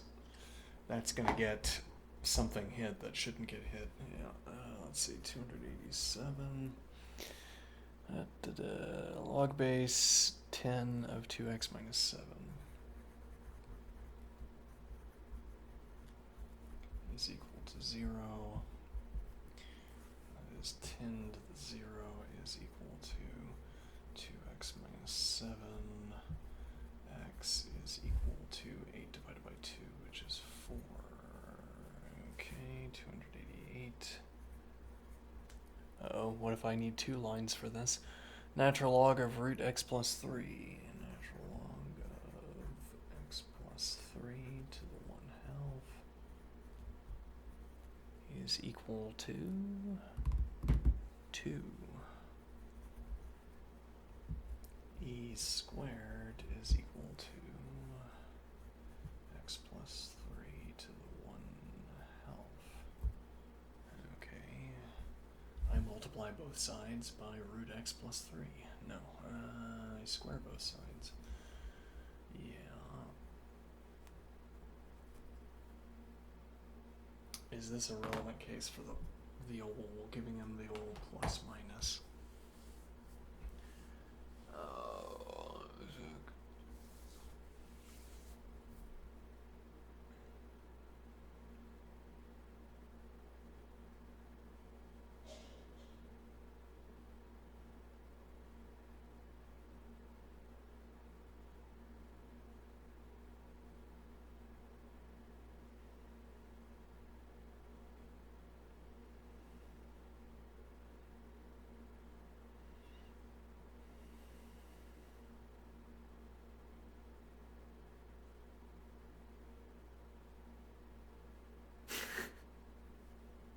I don't know, I'm giggly recently for some reason. House of Cards, then Paper Foundations. Yeah. Sounds like it's saying something meaningful. Yeah. It's like the kind of thing where you'd say that as an aphorism and someone would say, yeah, yeah, yeah. But it isn't an aphorism. No. That's what makes that funny. Yeah. Sounds like an aphorism, but isn't. Yeah. Good humor. Yeah.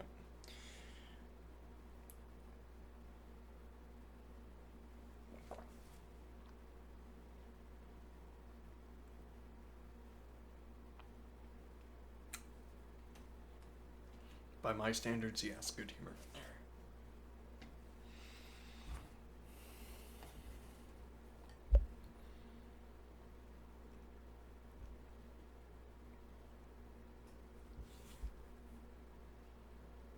After all this, I still don't understand the justification for the plus minus.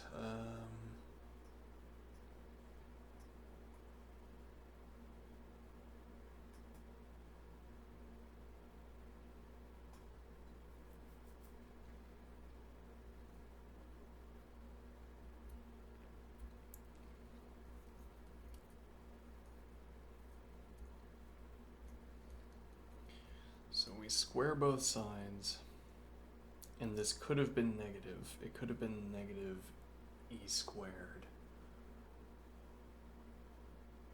Okay, but that doesn't matter. What would matter is if I took the square root. It would matter if I took the square root, because if I started with e squared and I take the square root, I could have had negative e or positive e. Okay, so this is going to be e to the 4th is equal to x plus 3. X equals e to the 4th minus 3. Okay.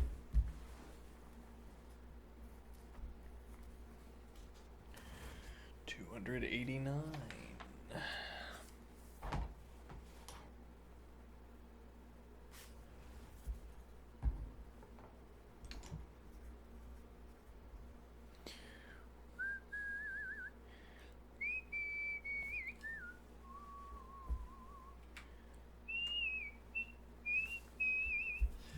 Log base 6 of x plus 9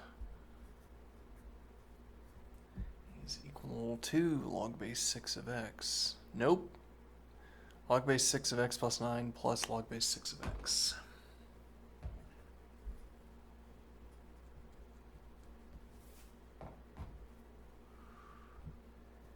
Log base 6 of x is equal to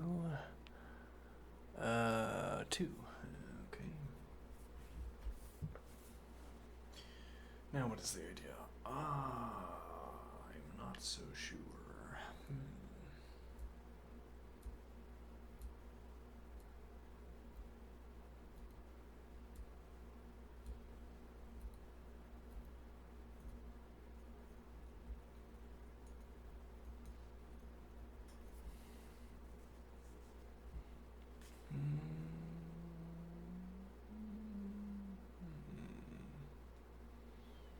I might have an idea.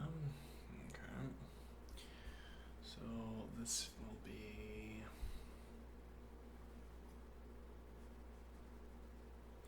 log base 6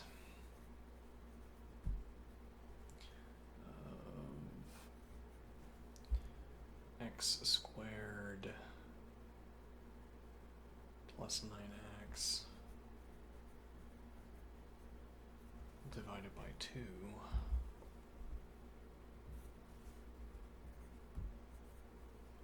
because this combines, we get x squared plus 9x, and then we subtract, divide by 2.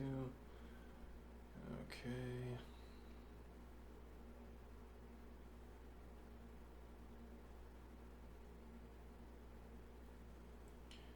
Now what is the idea? This is equal to 0, right? Okay, so 6 to the 0 is equal to x squared plus 9x divided by 2. So that 2 is equal to x squared plus 9x. Oh, how did that turn out? Why did that work out so nicely?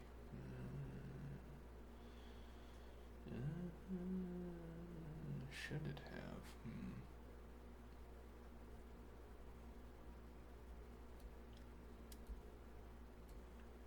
Oh, we can figure that out.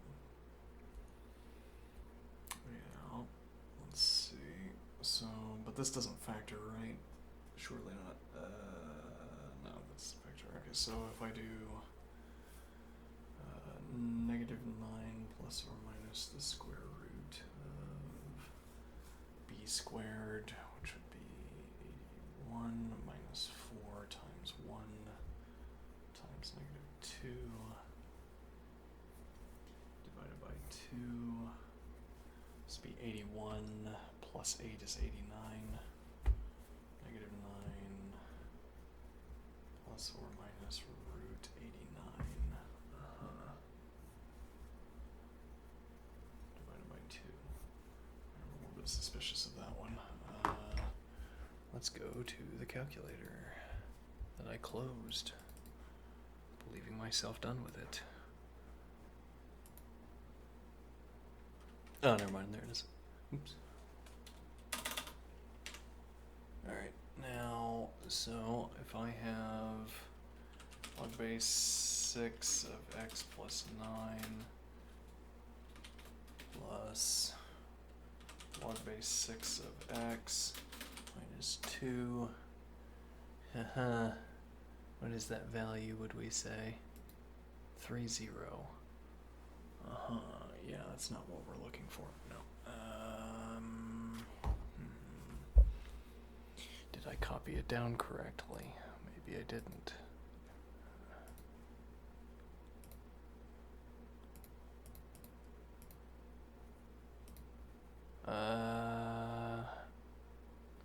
Looks like I did.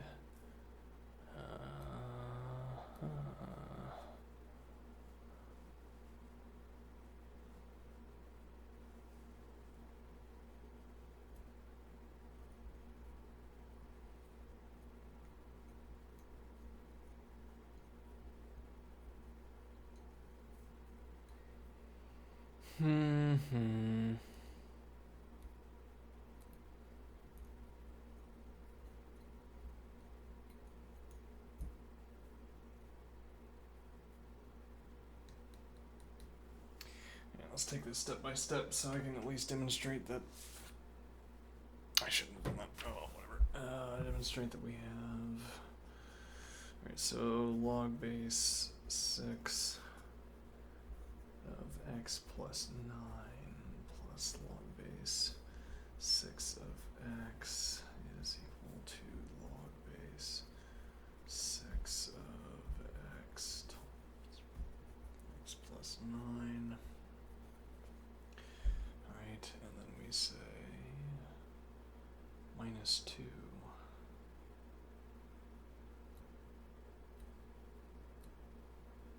Oh, that's where we went wrong. This was an illegal step.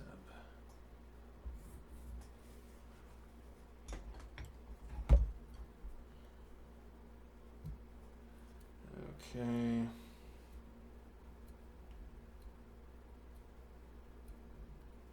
So rather, I think the step we're supposed to take is say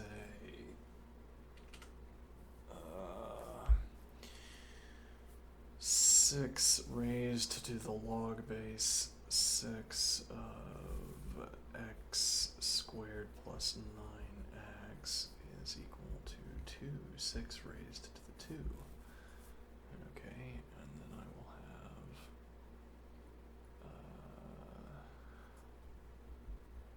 have x squared plus 9x minus 36 is equal to 0.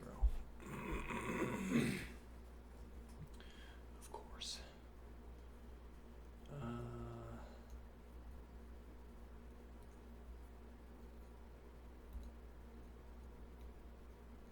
Now this seems to be going for what?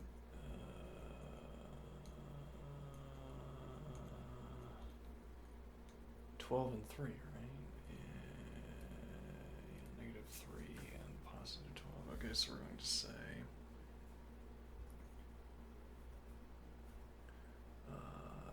x minus 3, x plus 12 is equal to 0. Which gives us a mystery case. Well, it's particularly a mystery case because there are not roots at both 3 and negative 12. There's negative 12, no root. Why would there not be a root there? But furthermore, why would this pick out 12?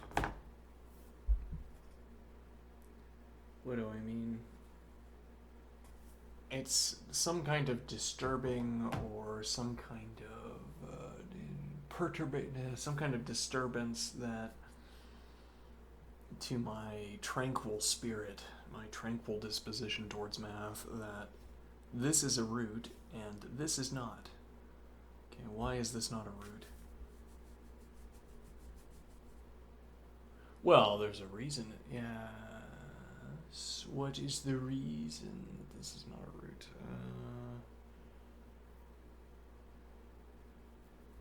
So what is the reason this isn't a root?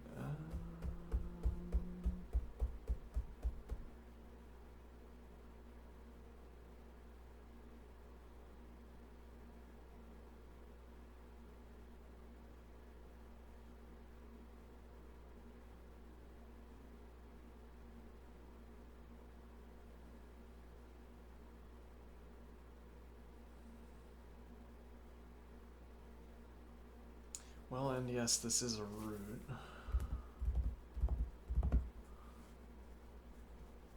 Is this operation not legal, I wonder?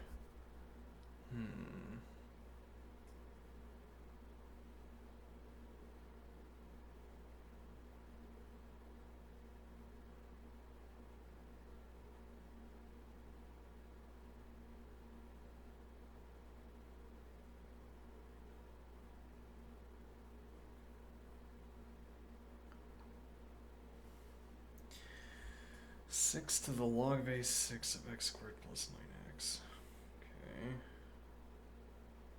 Okay. I'm pretty sure that's a legal operation. Oh, well, this would be negative 12. Ah, right. Right. this picks out positive 3 because x would need to be positive 3 in order to achieve 0. This pick out negative 12.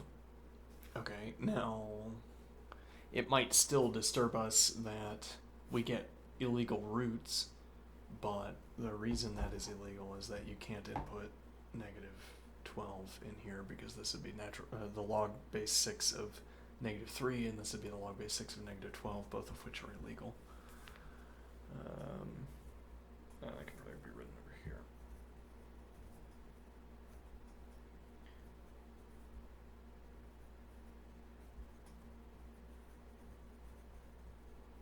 So negative 12. System errors, and this is the real coding. This is the kind of coding I want to be doing in my practice. We just let it error. We let the system crash, and we say, the system is no longer online. That would mean that we ran into an illegal logarithm. Our alarm went off, the whole system crashed, and now we know that that was an illegal input.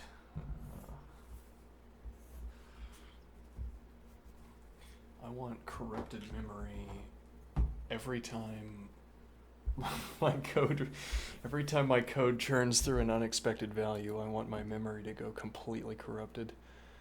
All right, which is what I propose is doing here. All right, anyway, so log base 4 of x plus 2.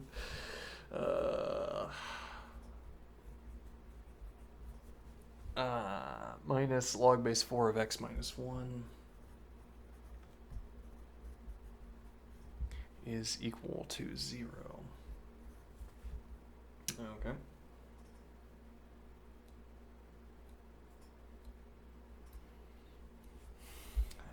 And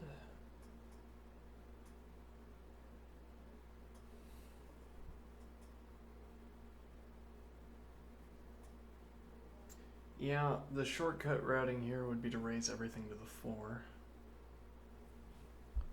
We don't have to do that because we can combine them, but I'll say 4, 4, and 4. Comment, comment, and comment.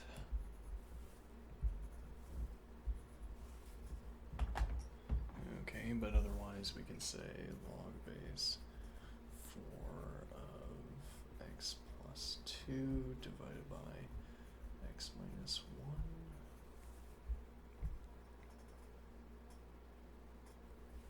Is equal to 0, and now 4 to the 0 is equal to x plus 2 divided by x minus 1. Okay. X minus 1 is equal to x plus 2. Okay. 3 is equal to 0. Oh, that's that's reassuring.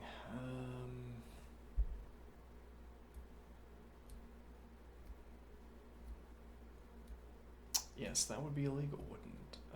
Yeah, because you can't be taking logarithm as 1 to 1. Yeah. You tricked me. You tricked me. 0 is equal to 3. Oh no, the system crashed again. Oh, that's the wrong color for system crash. There we go. Okay.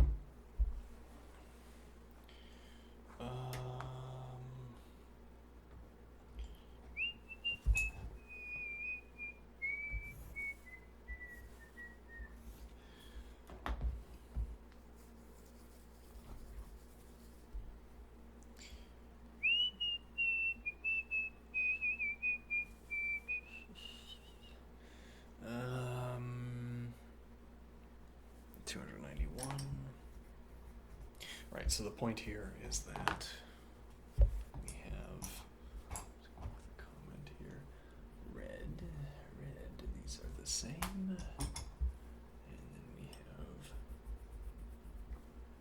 these are not the same. And yet, this is saying they are the same. Okay. Now, 291 natural log of x plus the natural log of x minus 2 is equal to the natural log of 4. Okay. Now, what do I want to do? I want to raise that all. I want to raise everything to the e. Okay. Now... yeah, part of what I want to do here, let's say the natural log of r plus the natural log of s is equal to the natural log of t. Okay. That looks like 5. Yeah, it looks more like 5 than my average s. I guess I'll cursify it. I don't cursify the or because it's it doesn't look good. Okay, so we're gonna have is equal to the natural log of colon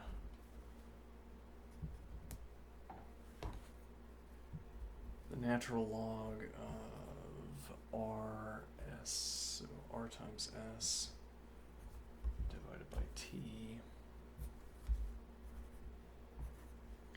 is equal to 0 r s is equal to t, because we would e to the 0 is equal to 1, then we multiply t across. Okay, now what is the point? Now that's one routing, however I could also do... wait a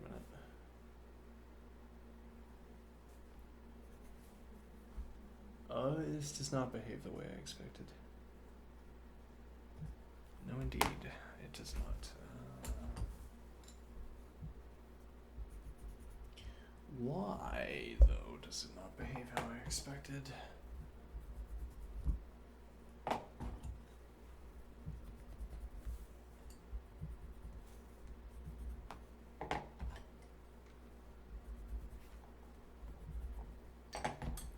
was under the impression that we were free to...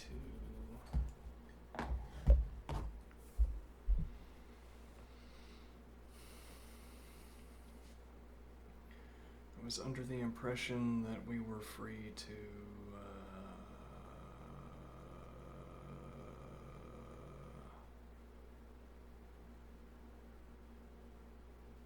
raise everything to the e here. Oh, because this would be e to the right, the natural log of r plus the natural log of s, which is not equal to e, well, not always equal. Yeah, that's kind of where you'd want to say colon not equal. Or where you'd use interderivability as a concept.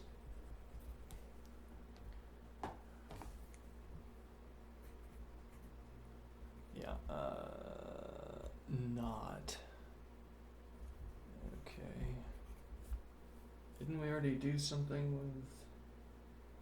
oh, you know, actually, it struck me that we could do...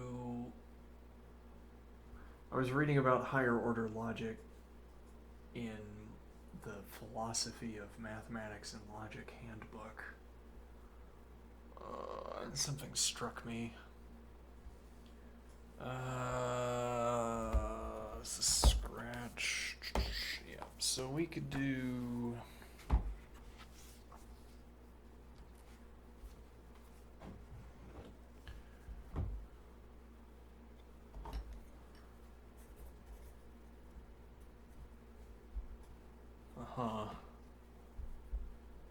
and then keep cross-hatching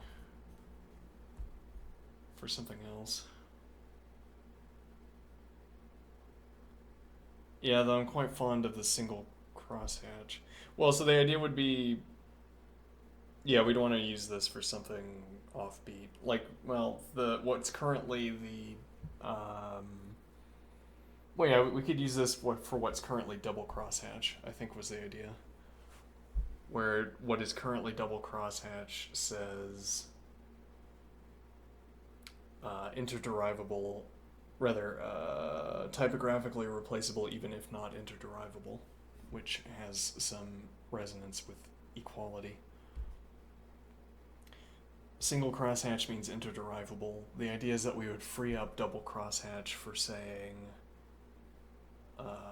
for making higher order statements, like this would always be a schematic, a double crosshatch B, or rather A single crosshatch, double crosshatch, C single crosshatch D. I don't know how I would, without natural language, I don't know how I would express what exactly this is doing, but the point is that the relationship would always be that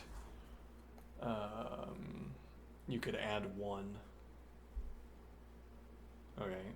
Currently, we have a kind of heterogeneous step where single crosshatch means interderivability, double crosshatch means typographically replaceable even if not interderivable with. And now this would systematize.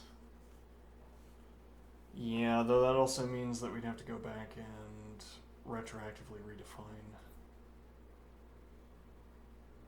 Yeah, keep it in mind. I can always retroactively redefine, though this symbol becomes more solidified in its current meaning the more we use it. Alright, so. Anyway, not interderivable with. Maybe we'd prefer to have a symbol for that, but putting a square around it, I suppose, is not an option. Okay, so now not interderivable with e to the natural log of r plus e to the natural log of s. Note.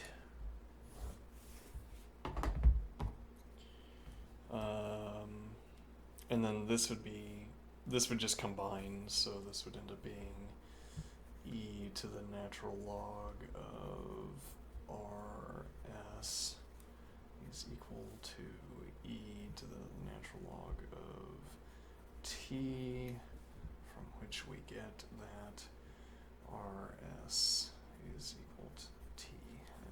Okay. Fine by me, which, does that constitute a kind of proof?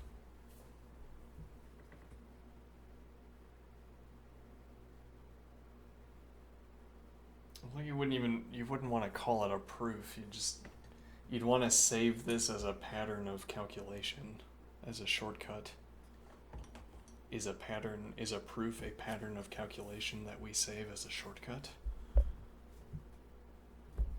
Maybe, yeah.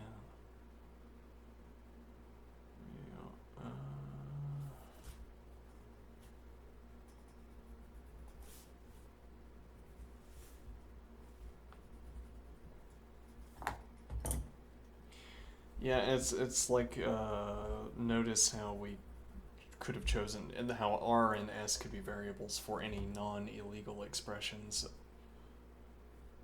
So that would be effectively our justification for calling this a proof. I kind of laid this out poorly. This should have been. Yeah, well. All right, now. So, what does that tell me? Well, I can say. Yeah, let's do.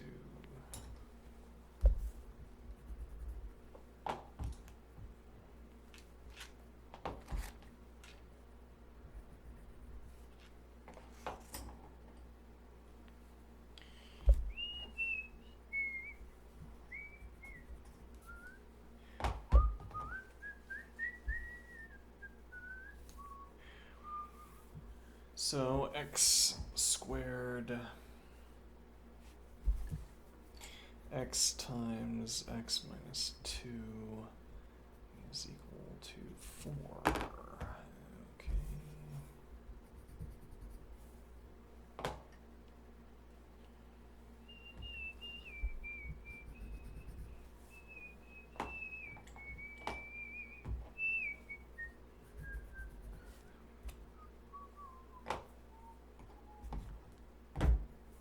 Now what? Colon x squared minus 2x minus 4 is equal to 0.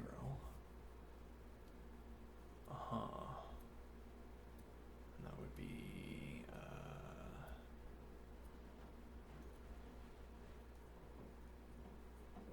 what would that be? Doesn't matter. Negative b 2 plus or minus the square root of b squared. 4 minus 4 times 1 times negative 16. And if we had sat there fruitlessly asking what this is, we would not have learned. Let's see. Is equal to 4 plus... Oh, wait, maybe we would have. Hold on. 4 plus... Wait, negative 16. What? Negative 4, rather. Yeah, in my head.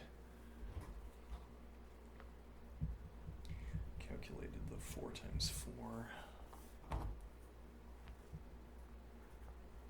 Alright, so this will now be 2 plus or minus the square root of 4 plus 16, which is equal to 20,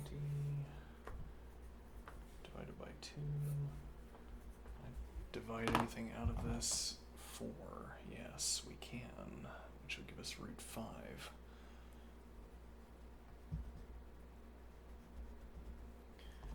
Okay, which is equal to 1 plus or minus the square root of 5.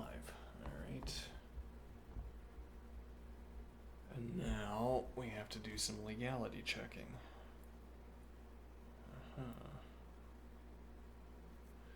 that legality checking, well, root 5 is greater than 1.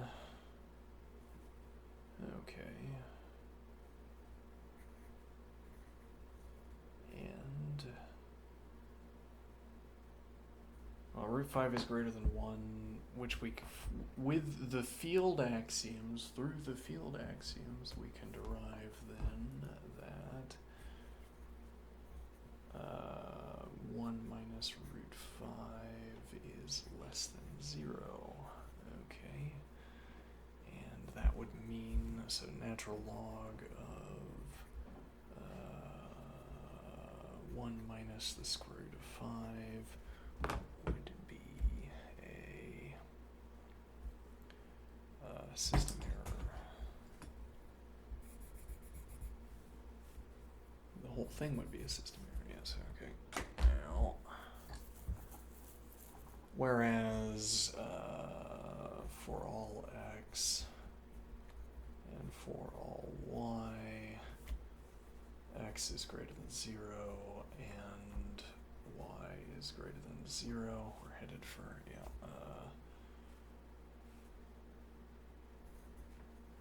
then x plus y is greater than 0.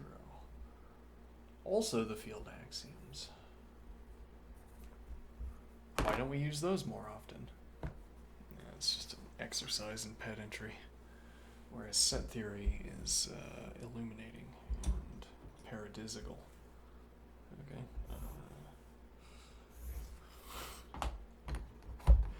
Paradisical.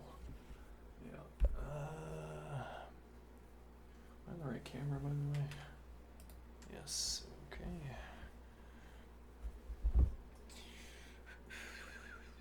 No one will drive us from this paradise that Cantor has created. Is that the quote? Let me look it up.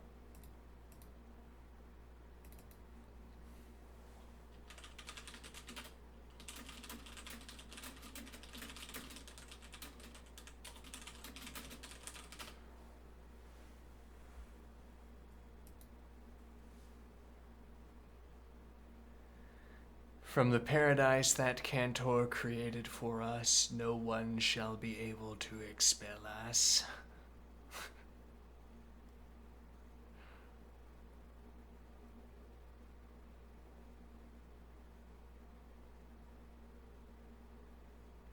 See the Brewer Hilbert controversy.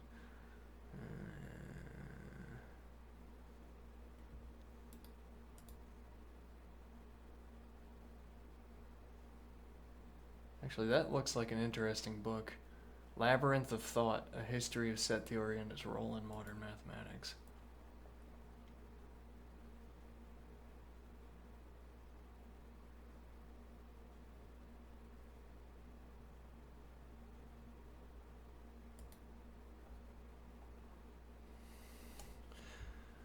Discusses the emergence and development of set theory and the set theoretic approach to mathematics during the period of 1850 to 1940, rather than focusing on the pivotal figure of Georg Cantor. I guess that's how you pronounce that name. It analyzes his work in the emergence of transfinite set theory within the broader context of the rise of modern mathematics. The text has a tripartite structure. Part 1, the emergence of sets within mathematics, surveys the initial motivations for a mathematical notion of a set within several branches of the discipline.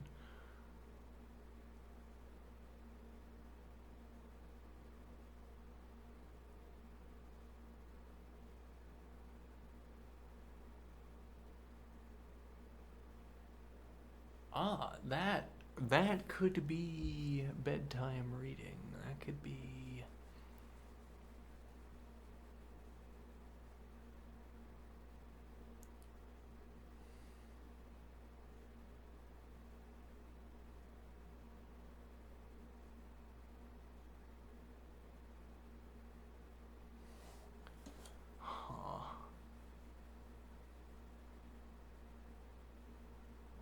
I wonder how complicated that is.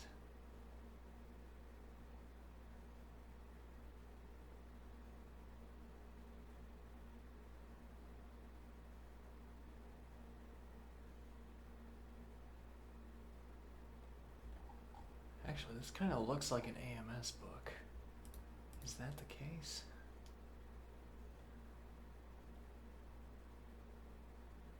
Nah, maybe not.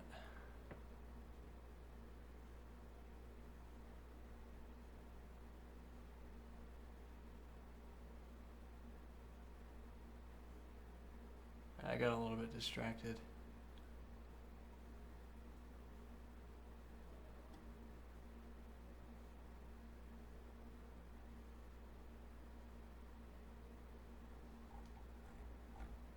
How much? Yeah, we got about 10 minutes.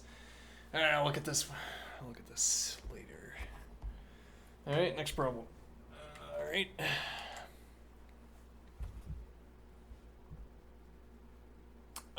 Right, 292. Okay.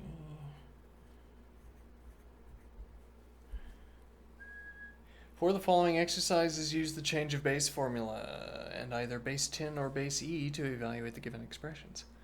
Answer in exact form and in approximate form, rounding to 4 decimal places.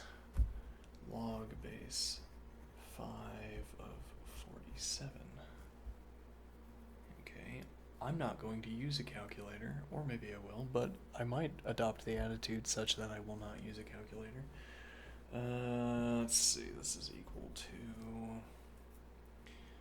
what is the base changing formula, would I say? I would say log base A of x is equal to log base B of x divided by log base B of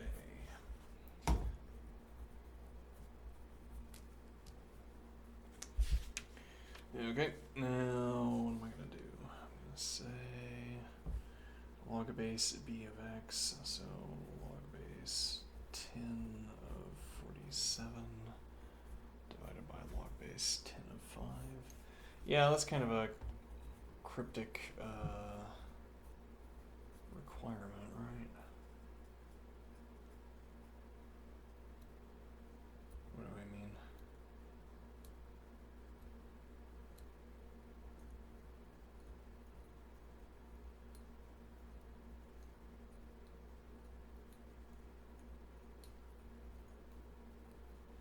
So this is saying use the change of base formula and either base 10 or base e to evaluate the given expressions. Answer in exact form and in approximate form, rounding to 4 decimal places. So the strangeness of this is that let's see.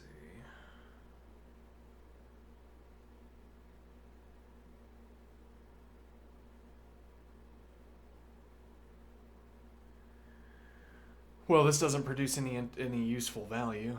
No, but what it does do is format the calculation in terms that a graphing calculator would readily accept.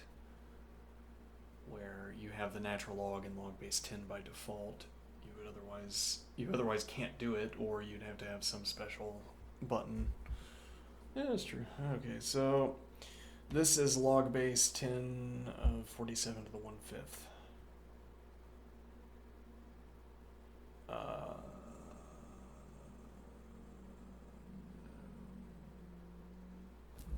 me go back to the rules. Let me follow the rules real quick.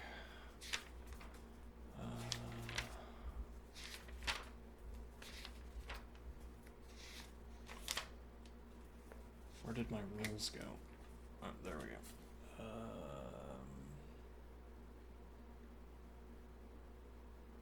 Yes, this would be.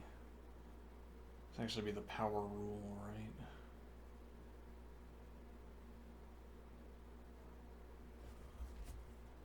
Alright, so this would actually be log base 10 of 47 raised to the log base 10 of 5.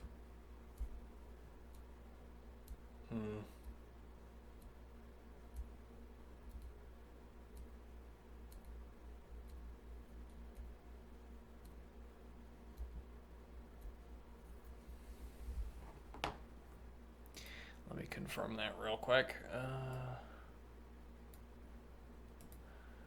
Let's see. So we're gonna have log base 5 of 47, and then we're going to have log base 10 of 47 divided by log 10 log 10 of 47 divided by log 10 of 5. That is correct. And then log 10 of 47 raised to the log 10 of 5.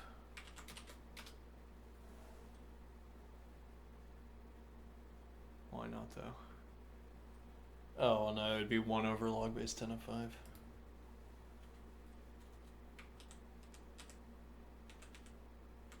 Negative.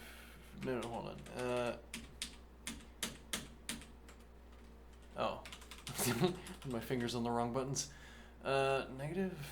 Hold on. I'm out of it. I'm out of juice. 1 divided by. No. Why?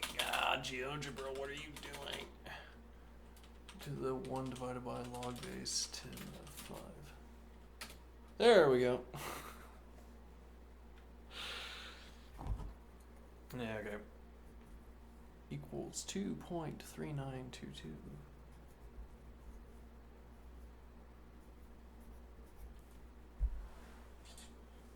Should I construct a set?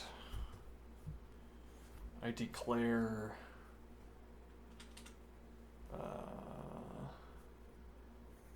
G. Okay, G is equal to the set containing as elements X such that X is complete gibberish. Is meaningless gibberish. Alright.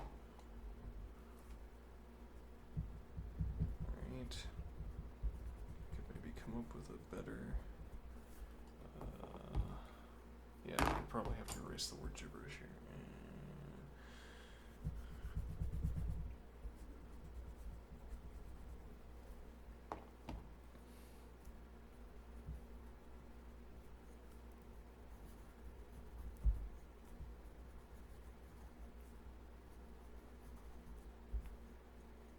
Okay. we will note that the reals minus the integers minus the quotients, the rationals, is a subset of the set containing its elements x such that x is meaningless gibberish. Alright, sure. Okay.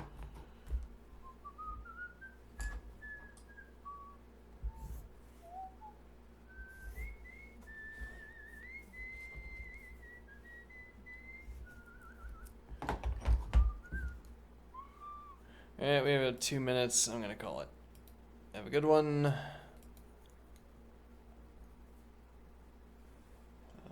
See you next time.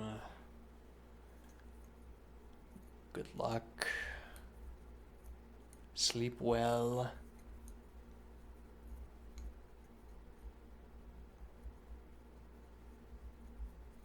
This pencil's too light. Makes it difficult to sort of go wild with it. Anyway, see you soon.